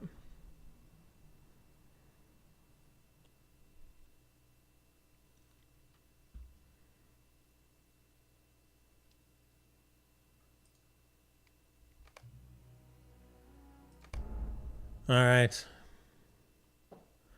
I have recovered from technical difficulties.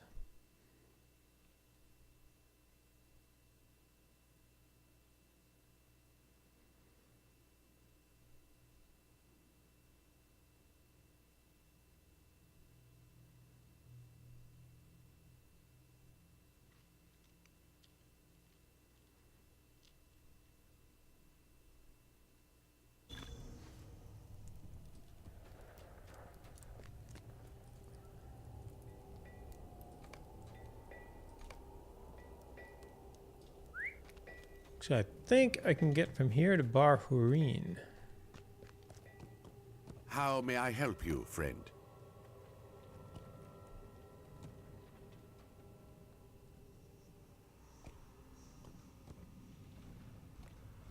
Nope.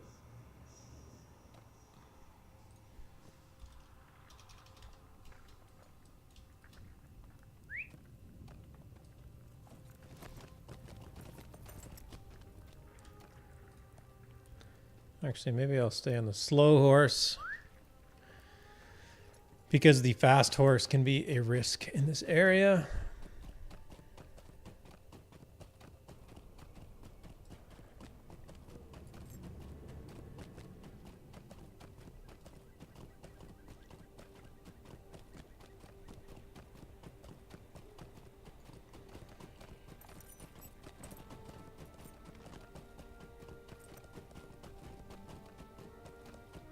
Oh, how's the stream look? By the way, Twitch has a new setting out. All up, are you still around? I want to do a test. It's going to take a little bit of coordination. Whoops. Wrong road.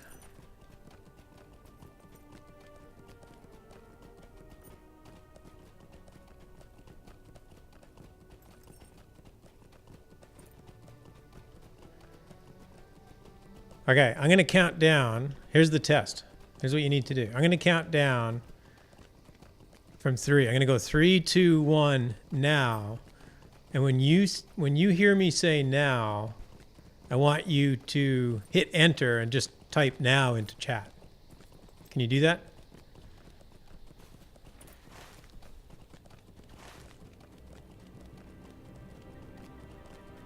Because I want to get a sense of the delay between the time it takes for me to say something and you to hear it. Of course, the text chat comes back pretty much instantaneously.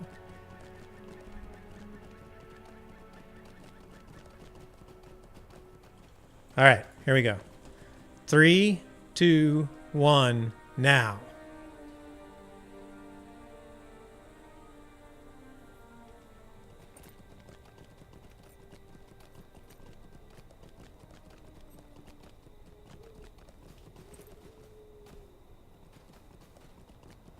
Wow, that was like 15 seconds. All right, so Twitch has a new setting. Admittedly, it's in beta. It's called low latency, which says that you can actually give up some stream quality to get near real-time streaming to people. But I don't think 15 seconds is that much of a change from what it used to be.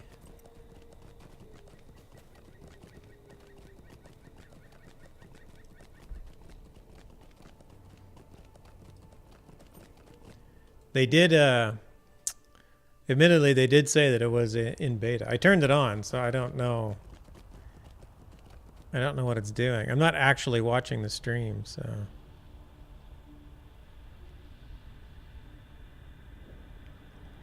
Yeah, it would be cooler to get rid of that latency. That latency is a bit of a problem. It's interesting when the Tolkien professor does his classes, everybody that wants to chat with him has to use Discord. So they have to listen to him in Discord, because then when they type in chat, it's much more real time than trying to listen to him on Twitch. So he tells them to watch on Twitch, but listen on Discord. So it takes this kind of technical hula hoop dance to like try and figure out how to like set everything up. And it's annoying. And it would be nice if just one tool would work.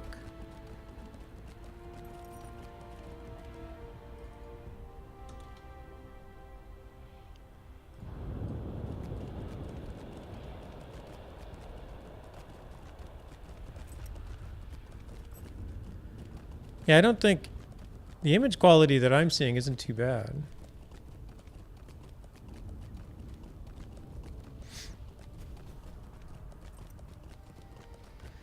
Streaming video is not easy, though. I kind of get why they're, they kind of have to buffer it because they want to give a fairly constant stream to people that are downloading it. And they can't be absolutely sure that they're getting a constant stream from the person uploading it. So it can be a challenging task for them.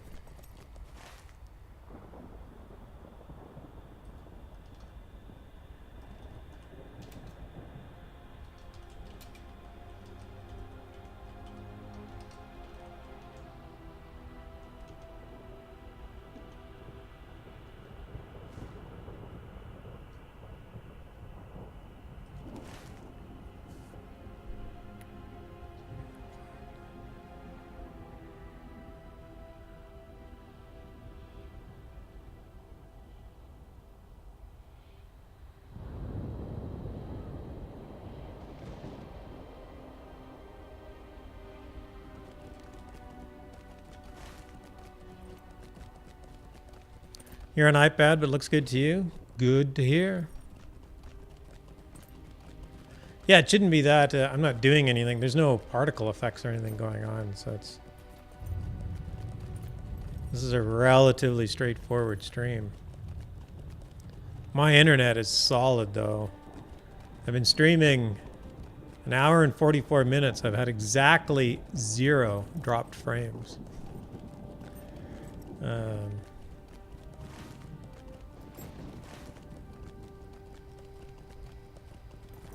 When it works well, it works very well.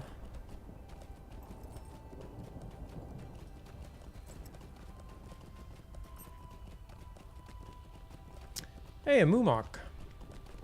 Hello, Moomok.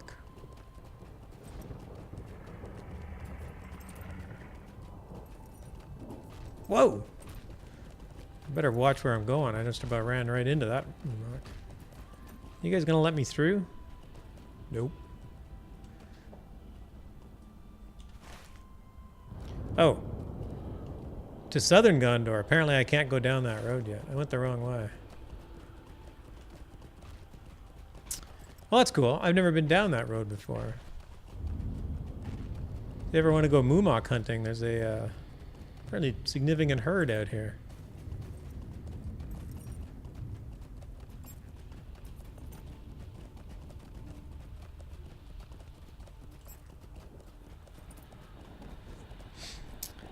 Off to Barhoreen.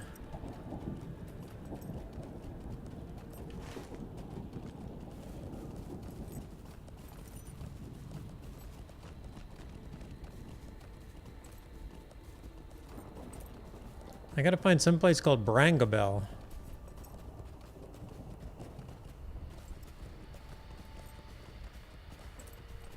Which I think is just over here. Yep, right up there.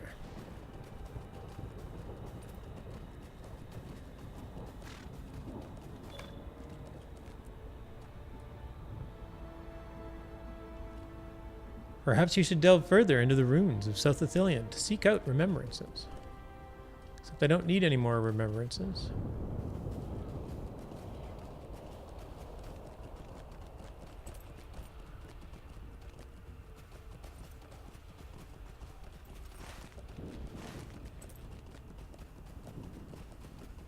So off I go to Bar Hurin. This character is a weird tune because I got ahead of myself. So he's actually done quite a bit of the Mordor content, but he still hasn't finished most of the Gondor content. I just happened to get to 115, so I'm like, well, I might as well go start Mordor.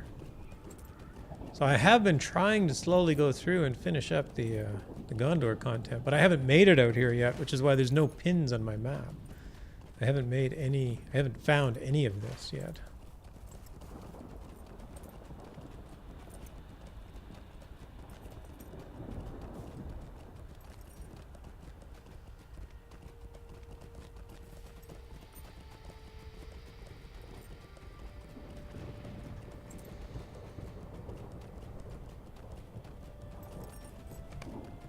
Perhaps you should delve further into the ruins of Bar Hurin to seek out remembrances. Well, at the very least, I'm going to seek out a stable master. Because y'all should have one. I hope. Well, maybe you don't.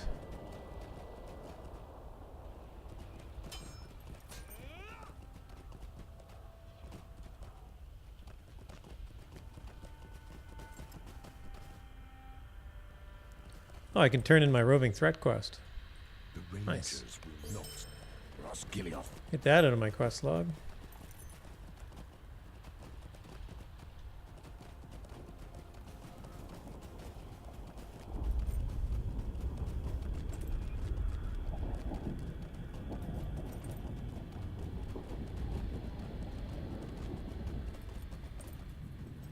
You guys don't have a stable master. What an annoying little place you have. Oh well, I will come back another day. Alright, almost finished year 11. The Hare is in North Ithilien. Hyrondir is in the Wastes. And then Gollum takes me to North Ithilien. So I can go to Bar Haran. And it's noon.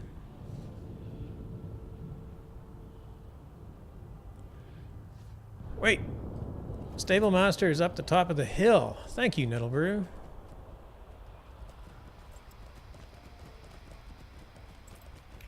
Now I just have to get up.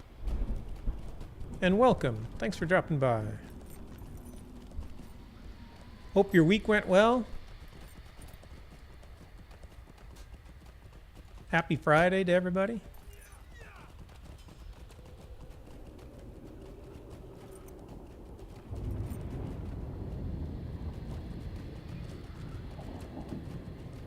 That's not it.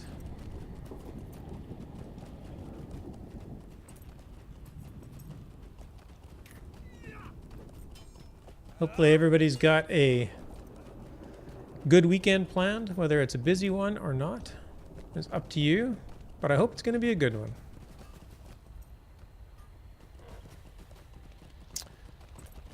My weeks are all the same since I retired. Nice. Well, hopefully they're all good ones then. I took this week off. So now I just want to retire. Well, now I'm outside. Why can I not get upstairs here, up the hill?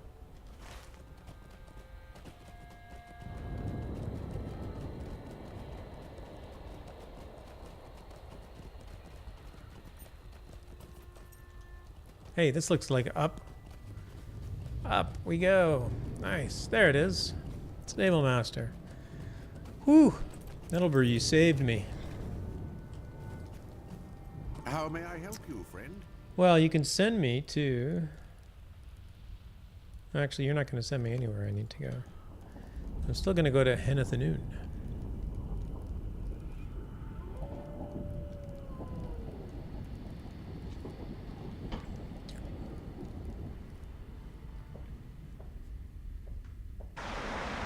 Whoa! Loud waterfall.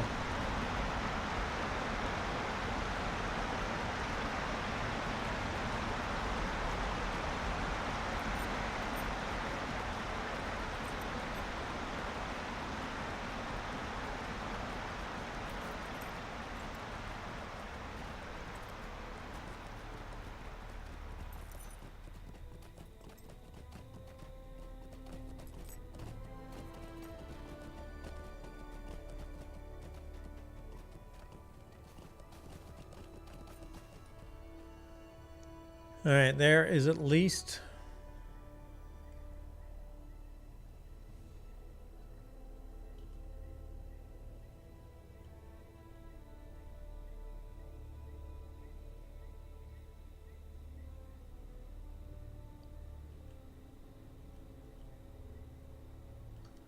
$47,700, 13.3.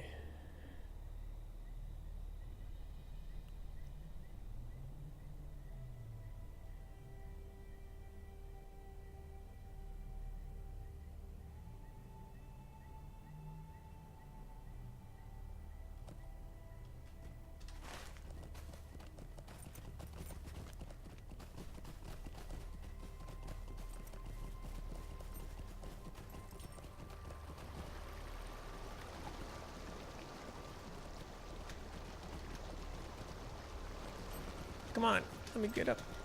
Go.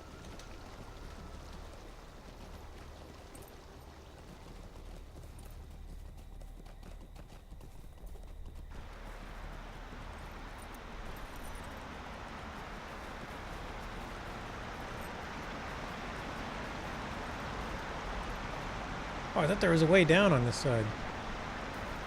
I was definitely wrong.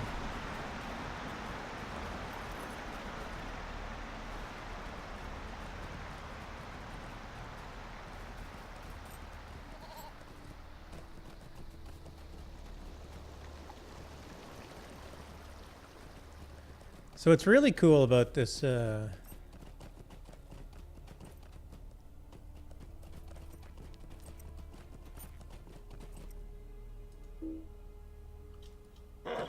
I haven't done anything here yet. Never mind. Yes, congrats. Retirement is a good thing. I hope it's a good thing. I'm looking forward to it myself. Maybe I'm looking too forward to it. So one of the cool activities you get to do in year 11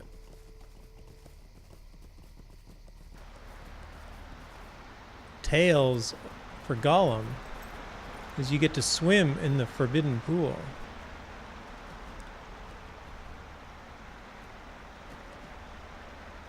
Which, of course, as the name implies, is forbidden. It does, however, mean I'm quite old. Oh. Well, there's that.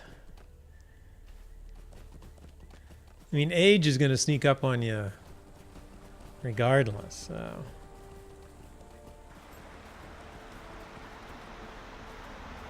So, do you not die if you swim in the Forbidden Pool?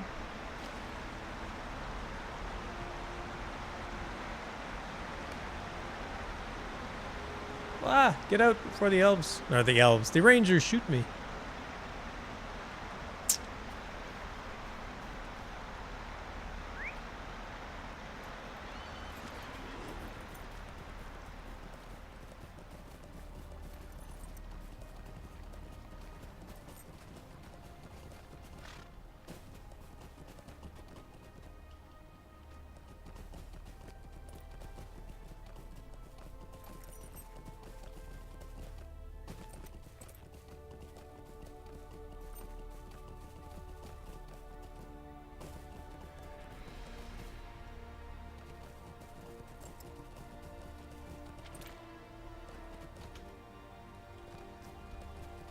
Alright, I'm headed for the fields of Cormellan, which are down here.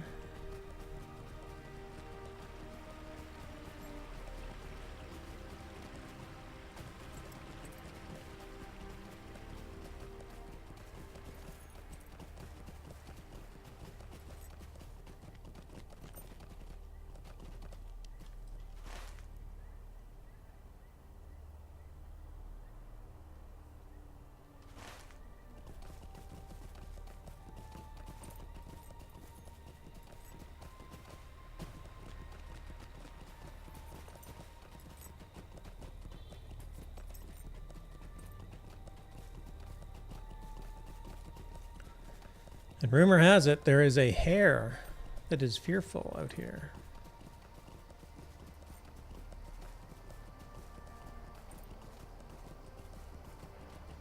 Right there.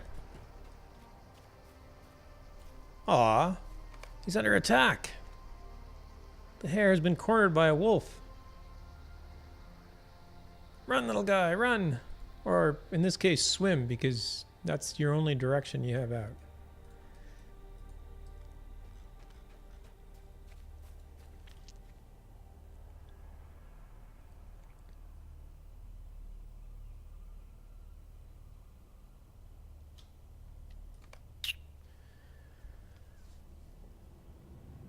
Alright, I have to find the base of the tree Gollum climbed in pursuit of Frodo on the edge of Lothlorien.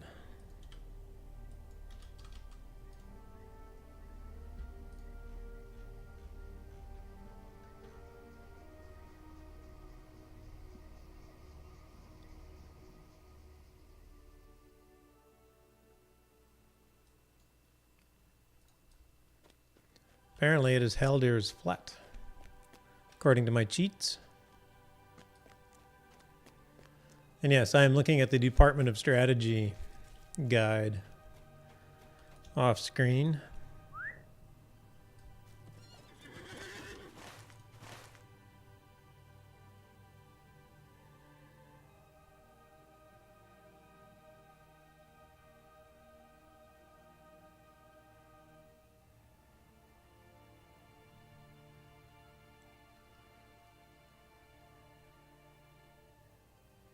Ah, Talon Haldir. That's the one.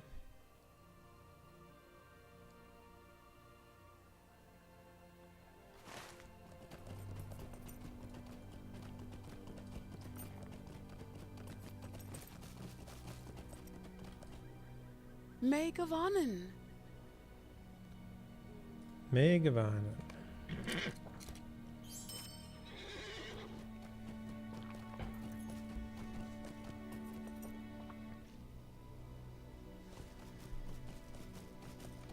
Far enough.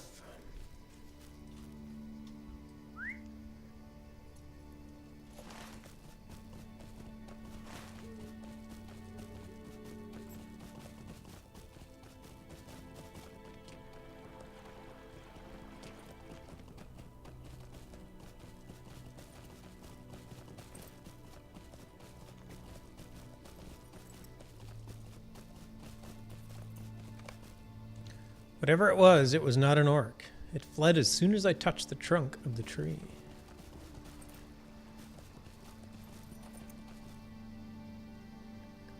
Where is Floodwind, the wold in East Rohan?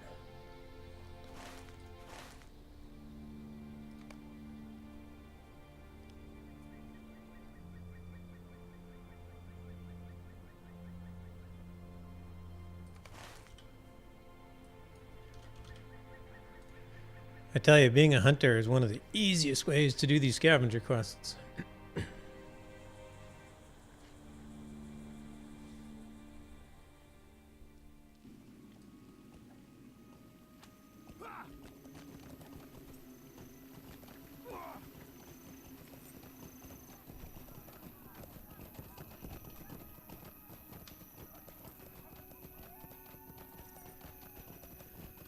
Hey, Epichere. I wish I knew how to pronounce that properly. Epichere Este? Epichere Este? Your aid is I'm sure I'm welcome, doing that friend. wrong. Hello again. How are you?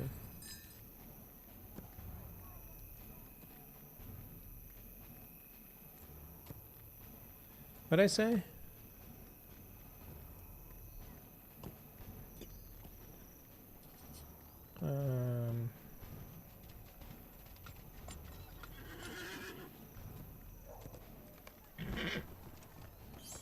Sorry, German name? Oh, don't apologize. No.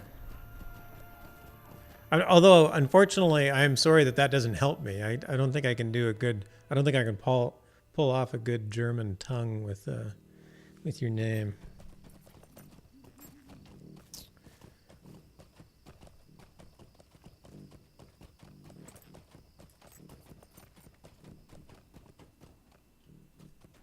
Our mission is dire. Take me to Floodwind. I'm doing a bunch of scavenger quests for the anniversary, year 11. I think year 11 is actually fairly approachable. A lot of it's in very high level areas, but I think it's I don't think I've actually had to fight anything yet. In fact, the trifles, which is usually the combat, is just excuse me, is just going to a different place. All right.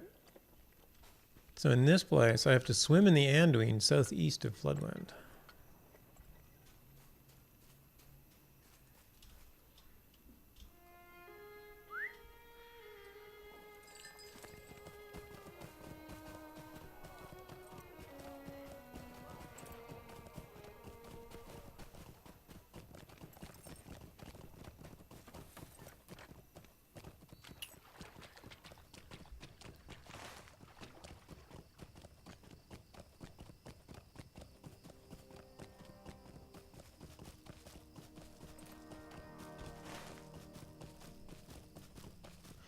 Where am I from? I am living in San Francisco. That is where I am. I am from Northern Canada.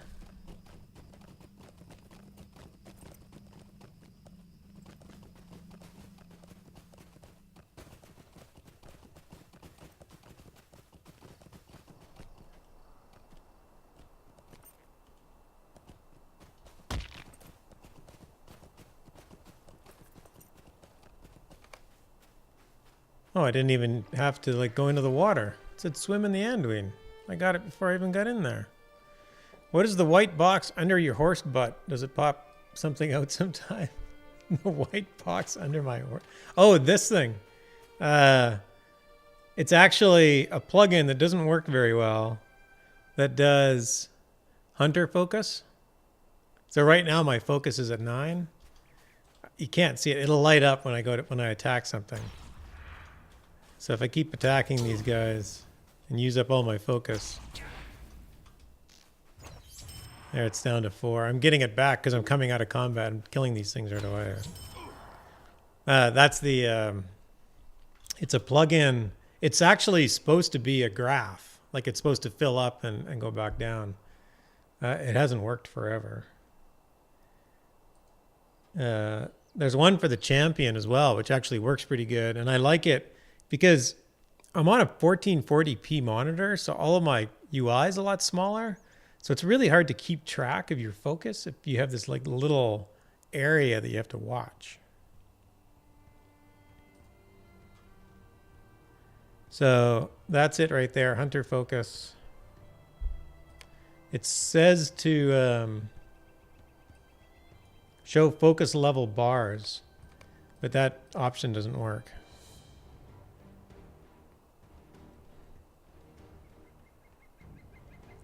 And I can actually take it down. What I really should do is remove it out of combat completely. I don't know why I look at it out of combat. I guess so I can look at my focus, but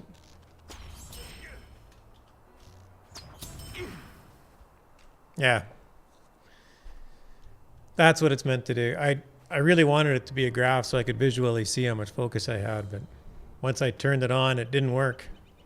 And then I just left it. It's been there for years.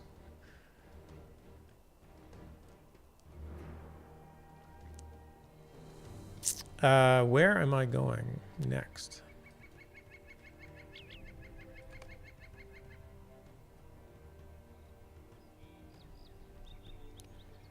All right, so now I got to go back to the wastes.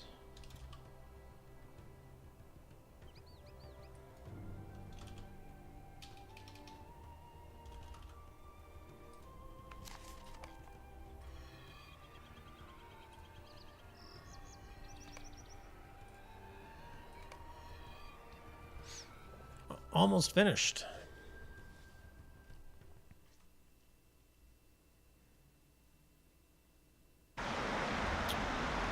Another loud waterfall.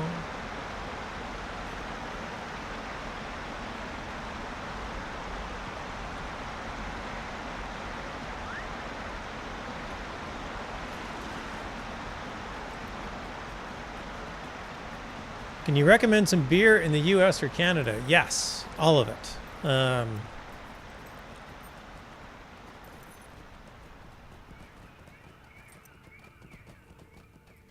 Are you looking for beer that you might find in Germany? Are you from Germany then? Is that why? Or are you just traveling and want to buy beer over here? These are troublesome times indeed. Most of the beer I drink in California is generally from the western half. It's mostly small craft brewery. There's a absolute ton of good craft brewers in the States now. Less so in Canada. It just hasn't. It's starting to get out there. There's quite a few good craft beers in like in and around Vancouver and in and around Toronto, where the bigger populations are. But there's probably thousands of craft brewers in California. So tens of thousands in the U.S.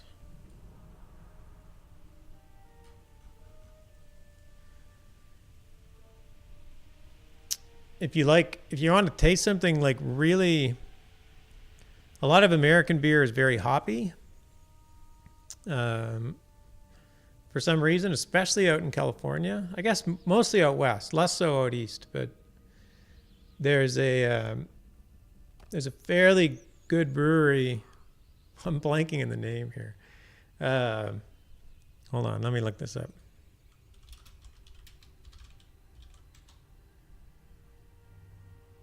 Stone Brewery out of San Diego.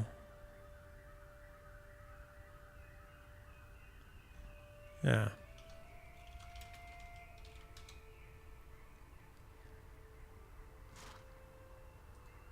Does a lot of really good beer. They have a fairly good variety. But some of it is really strong. They do a lot of like 7 to 9 to 10% IPAs. Double IPAs and triple IPAs. Can be very strong beer.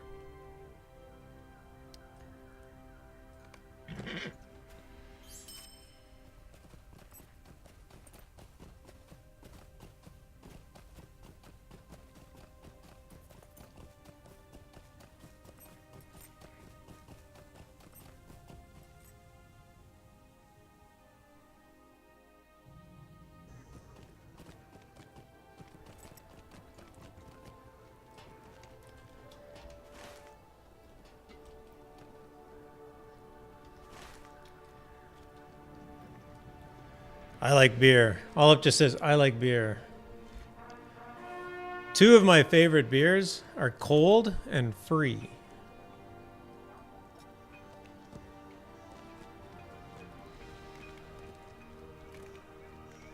Barring that, almost all of it. Shiner I can't speak anymore. Shiner Ruby Redbeard. Redbeard? Redbird. I'm in LotRO, so it's all Redbeard to me. Yeah, Shiner's a good, well-known Texas brewery. Shiner Bock.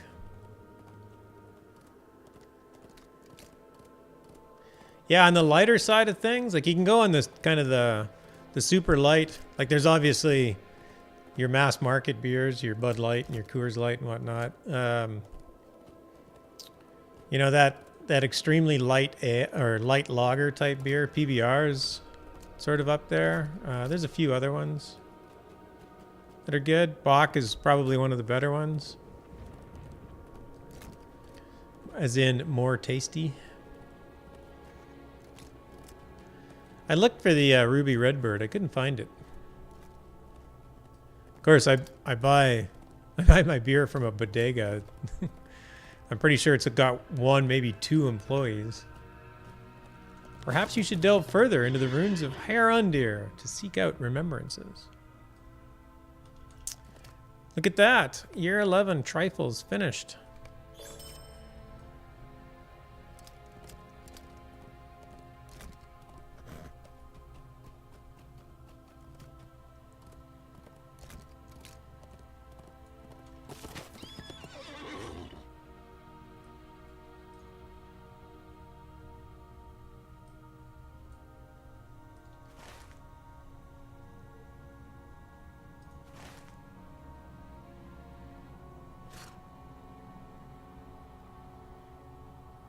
Um,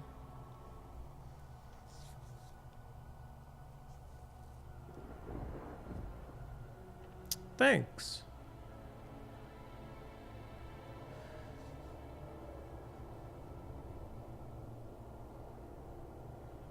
Trying to think of good Canadian beer that you might be easy to find.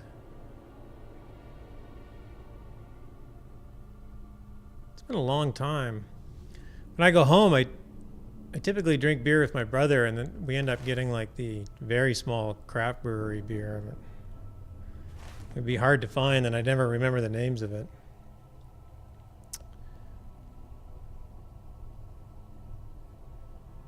How do I get to the dead marshes in the No Man Lands?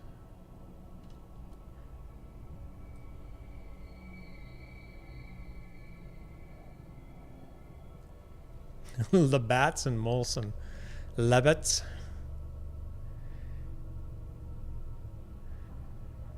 Yeah, Labatt's and Molson are basically your Coors and Bud. In fact, it's all the same ownership, right? It's Coors. I think Coors and Molson are owned by the same company, and Labatt's and Anheuser-Busch is owned by the same company. Dead Marshes is via caves near Dol Amroth. Okay, so is that the only way?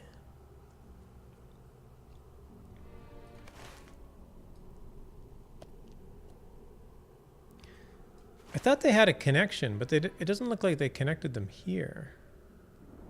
What is the Noman Lands?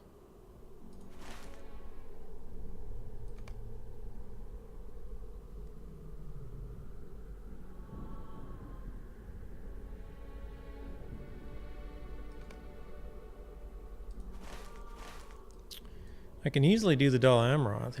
If you got to No Man Lands first, there should be a shimmery pool to Dead Marshes. Shimmery portal, right. Where is No Man Lands though? Is it here? In the wastes?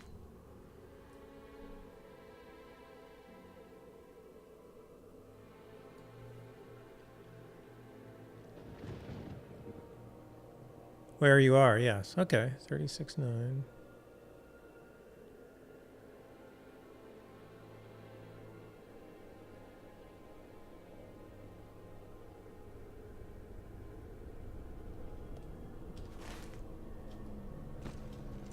Oh, that was the radars.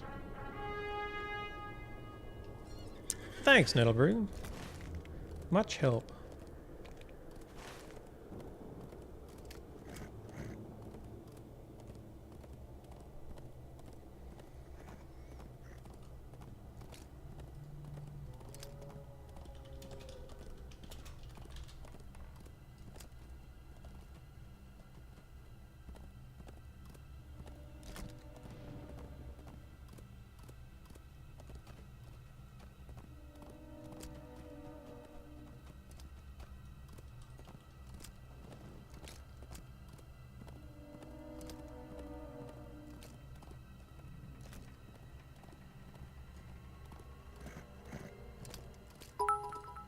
Hey, my thing came back.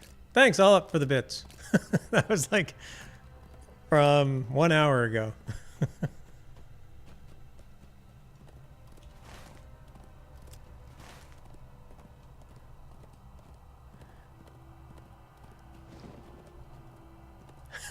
Man, I actually had to hit refresh on the alert, but mostly because I just wanted to see if they were working yet again. But thank you. Much appreciated.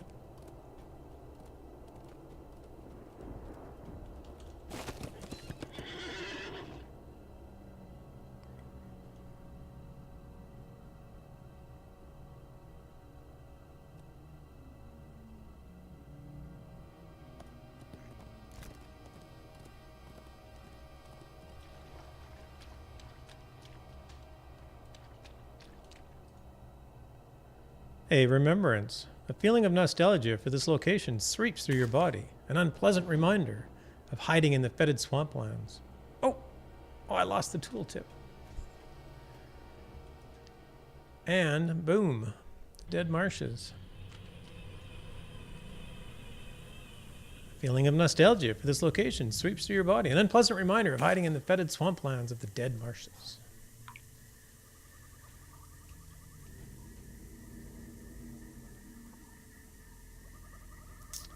All right, find the open shackles along the road west of Barad-dûr.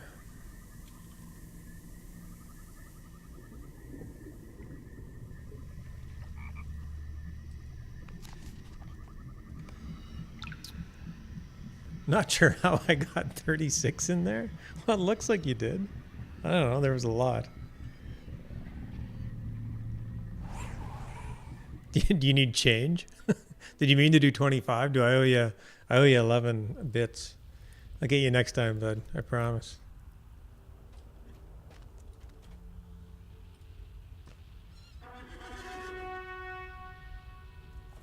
Hey, the Alliance. Oh, Matam was, that's funny. Matam, who was chatting with me earlier, we were talking about old school gaming. And I mentioned the fact that the Alliance is a guild that goes back over 20 years. It started in, I think it started in Ultima Online. It might have actually even started before Ultima Online, which came out in 1997. And they had a big presence in Ultima Online, and they grew quite a bit. They were in Asheron's Call. A very good friend of mine who was in the Alliance actually met a woman who he then married in Asheron's Call, and they now live together in San Diego. He was living in Calgary, and she was living in Boston when they met. But yeah, this guild has basically been around for a very, very long time. Basically, as long as MMOs have been around. Shadow Unleashed. What's your graphic settings?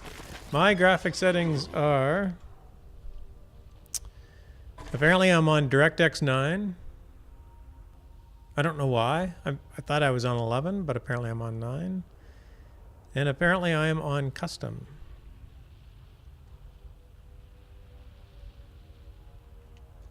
I must have turned it down at some point. Ultra high, high, very high, ultra high. Oh, I think I have everything cranked up except I've disabled anti-aliasing.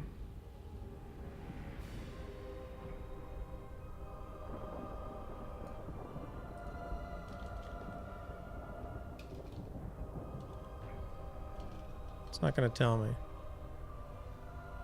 Yeah, basically I have everything maxed. Although I am on DirectX 9. I thought I was on DirectX 11. Sometimes when I have to spend any time in Minas Tirith, I go back to DirectX 9 because I find it lasts a little bit longer before it gives out the ghost. And welcome. Thanks for dropping by. I am finishing up my year 11 scavenger hunt. I have 2 things left to do.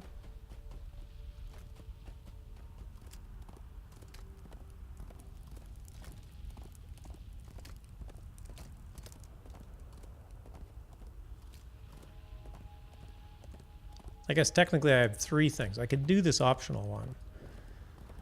Because typically I am that kind of person. If there's optional things to add to a quest, I will do them. Because optional content in a game is the exact same thing as mandatory content.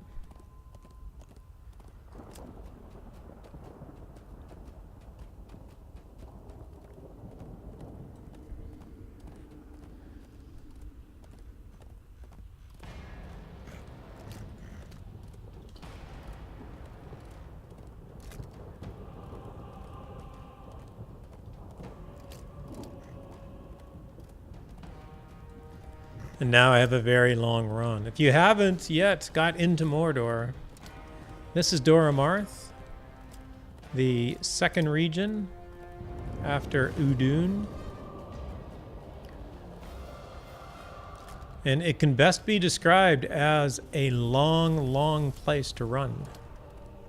Because you will spend a lot of time running back and forth in this road.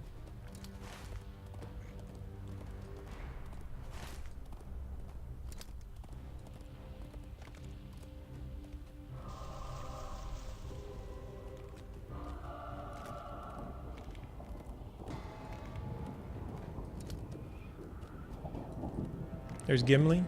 Oh, no. Another dwarf. You do meet Gimli out here, though.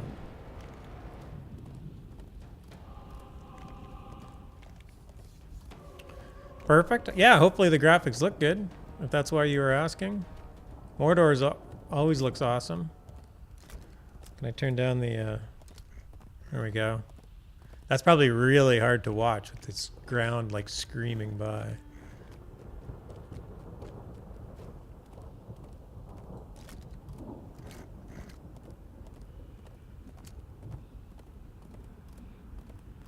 The red sky.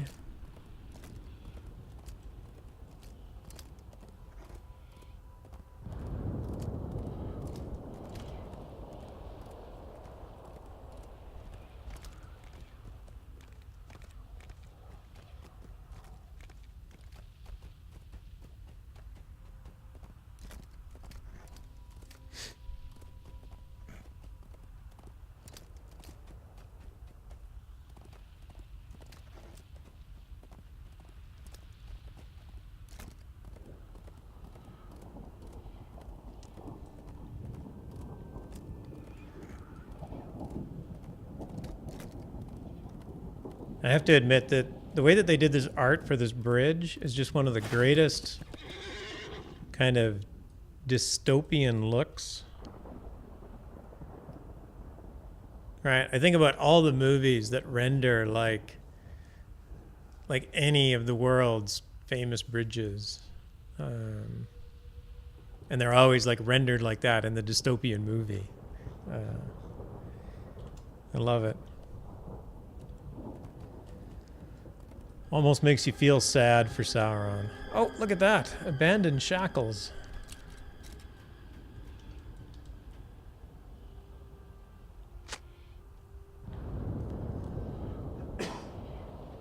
Excuse me.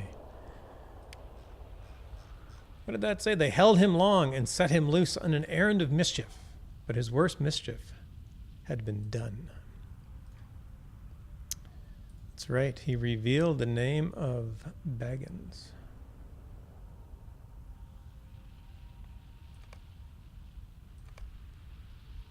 Oh, and now I've completed. Now I can't do the optional one. That's funny. It is now finished. All right. Fair enough.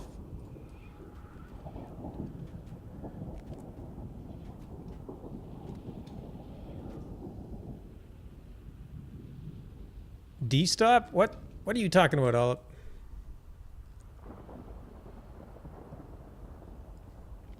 Oh, dystopian? You don't know dystopian? Mad Max. Anything... Dystopian just means set in the future. Like for fiction, dystopian is set in the future... I think 12 Monkeys, yeah. Set in the future and the world is... Civilization has basically come crumbling down. So future bad, not future good. Dystopian. I love near future dystopian movies, which is like any movie that is set like 10 or 20 years from now and the world's been destroyed. I don't know why. I just love it. I love those movies. You can kind of trace, especially if they do a good job of tracing, regardless of how fictional they are. All right, now I got to go back to... I think my camp goes to the hill. It does.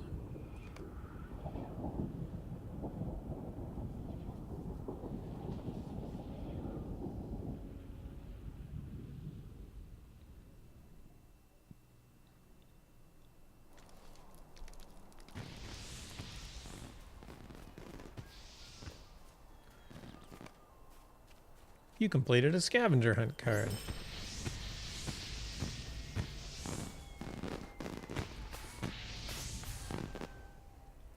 And the last one, the laughing hobbits, the hobbit children, the laughing folk, the little people. These two are heartily enjoying the festivities. And that finishes travels. And that finishes all of year 11.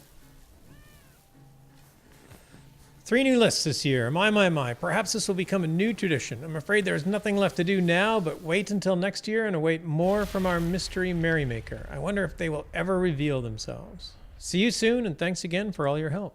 Here's a final reward for being such a caring friend during all this ruckus.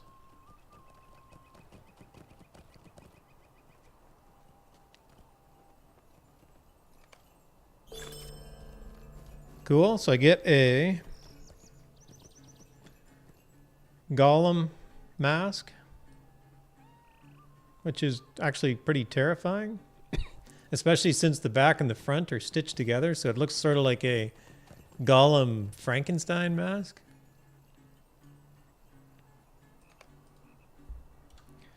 And I get ant horn.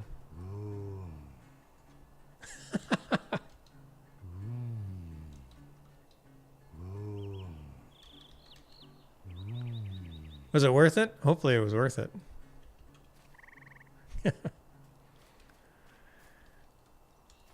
Well, that was cool. So that took me about 5 hours of playtime to do all 3 of those cards.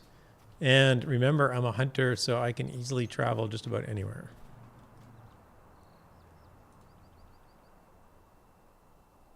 Ooh, partaker of 11sies.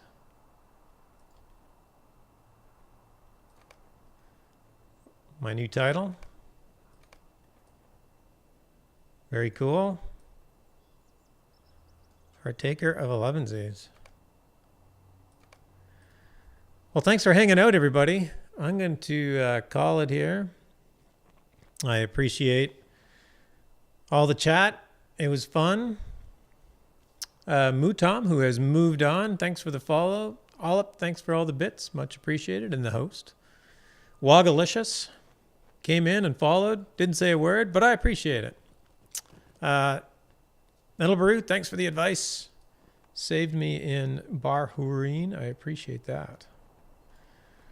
So who's up? I know LotRO stream is always up, but LotRO stream is always up on Fridays. It's always a risk to stream LotRO on Fridays because they got so many cool streamers on. Ooh, Mort's up. Yeah, let's go check in with Mort. Mortumbra. All right, rating Mort. This channel is intended for mature audiences, which is funny because Mort's not that mature. Oh, I'm just kidding. Yes, it was fun. Thanks for hanging out while I finished up the anniversary quests. Hopefully your weekend goes well, and I will see you all very soon. Take care.